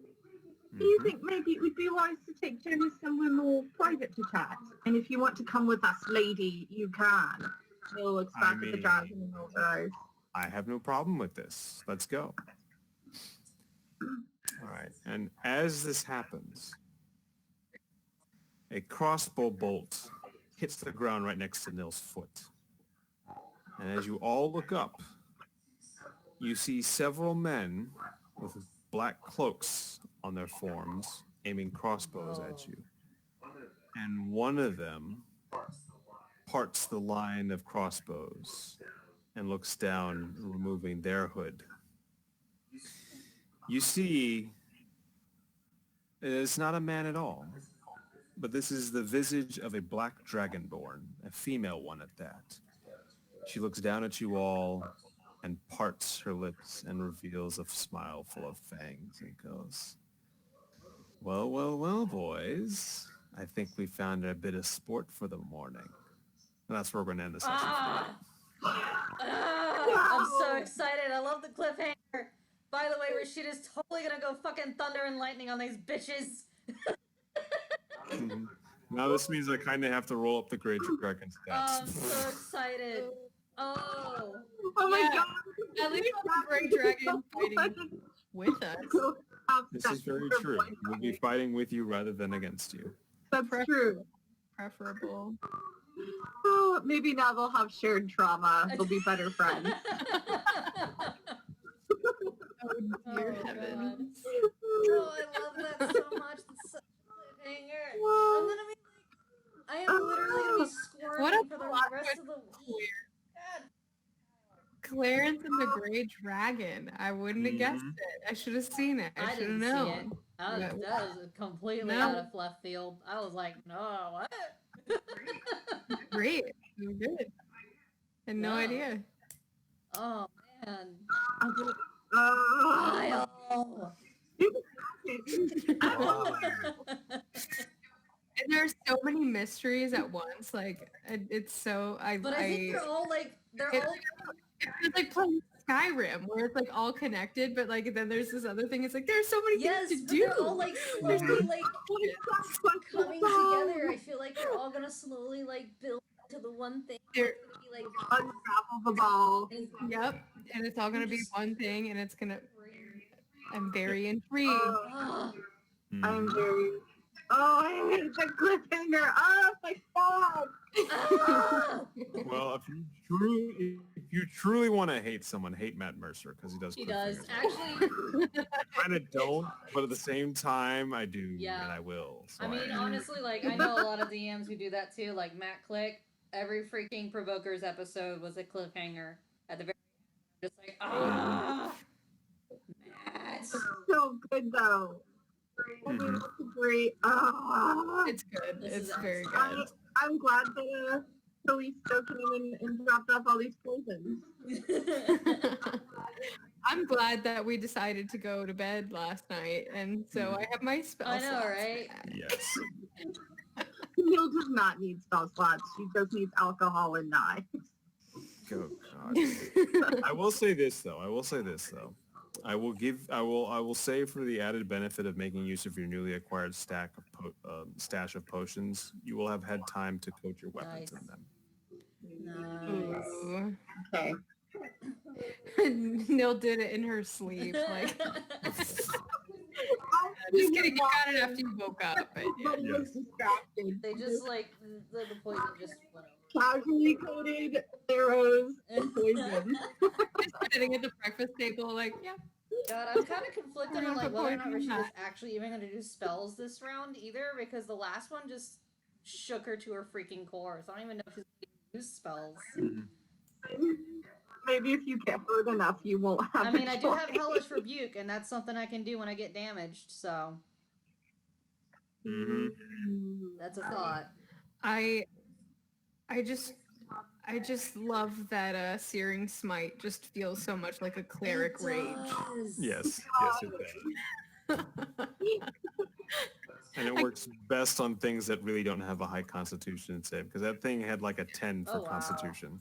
Oh, good. Goodness. That really couldn't do much. Yeah. That thing was cool, though. Like, That was I mean, to be fair, I kind of nerfed it a little bit because I didn't want to like completely kill the party, because its original stats where it had 60 Holy HP instead of balls. 40. I have Exactly. So I 25. brought it down to 40 just to be easy. That's good.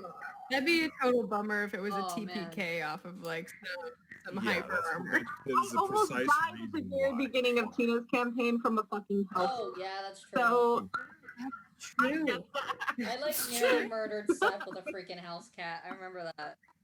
I feel like Seth has nearly died numerous times. so many times. Which is so funny because as much as I know she would love to die, she also really doesn't want to Yeah. die yet. You know, there's no point in death if she hasn't killed her This is mother true. yet. Yeah. Mhm. By the way, are we Yeah. still okay with gaming with Waves of Time this coming? Is it? What I think it was the yeah, I ninth. think it was the 9th. The 9th should be Okay. bueno. Yep, 9 should be Cool. good for me. Yeah, let's do 7:30? 7:30, and I'll mark that on my brain because my calendar doesn't remind me. But Good. your It brain means, does I at can least. get dinner beforehand. There you go. Yeah, that's nice because I get off at like 4-ish, so. Holy crap! Okay. So the 9th is this coming Yeah. Friday. Mhm. Then do we know when we're gonna play Kyle's Yeah, game when do again? we want to play that? When do you guys want? Let me Honestly, like my Fridays and Saturdays for the most part are pretty Same. clear. I know October is the equivalent is to Jade's family what December is for most Yes. Americans. So Halloween is the best day of the whole year. I I'm soaking up every single moment I can.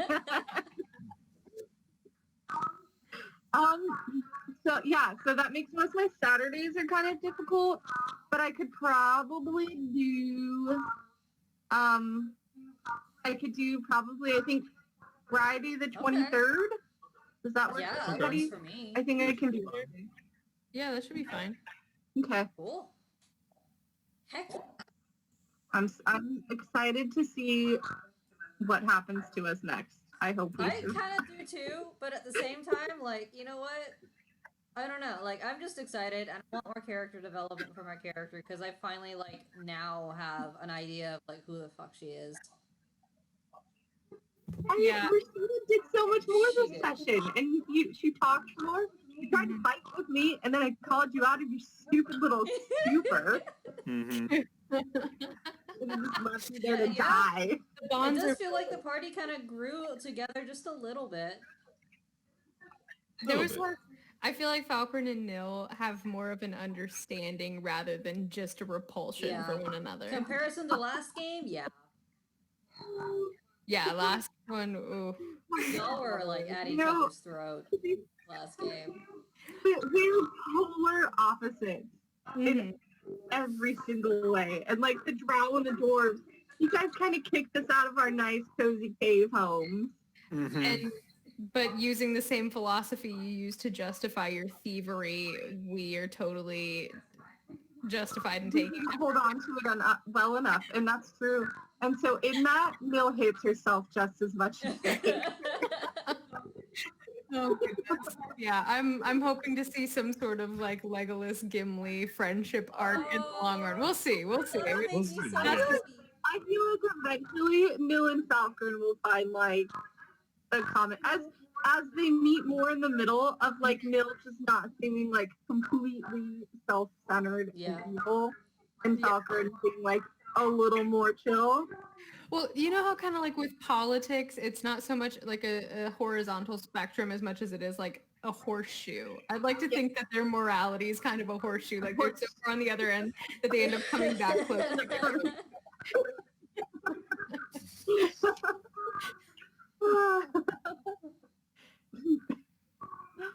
Oh, all right. Well, I very much enjoyed this session. Thank Yes, you. thank you, Kyle. Thank you, This was Kyle. awesome. No problem. Yes. Thank you for putting up with know. us and for providing a good game. Yeah. Mostly for putting up Yeah, with us. because we're just almost uncontrollable. We are children. Mm-hmm. Y'all have a good weekend. All right. Good night, guys. Good Well. weekend, guys. Good night. Bye. Bye.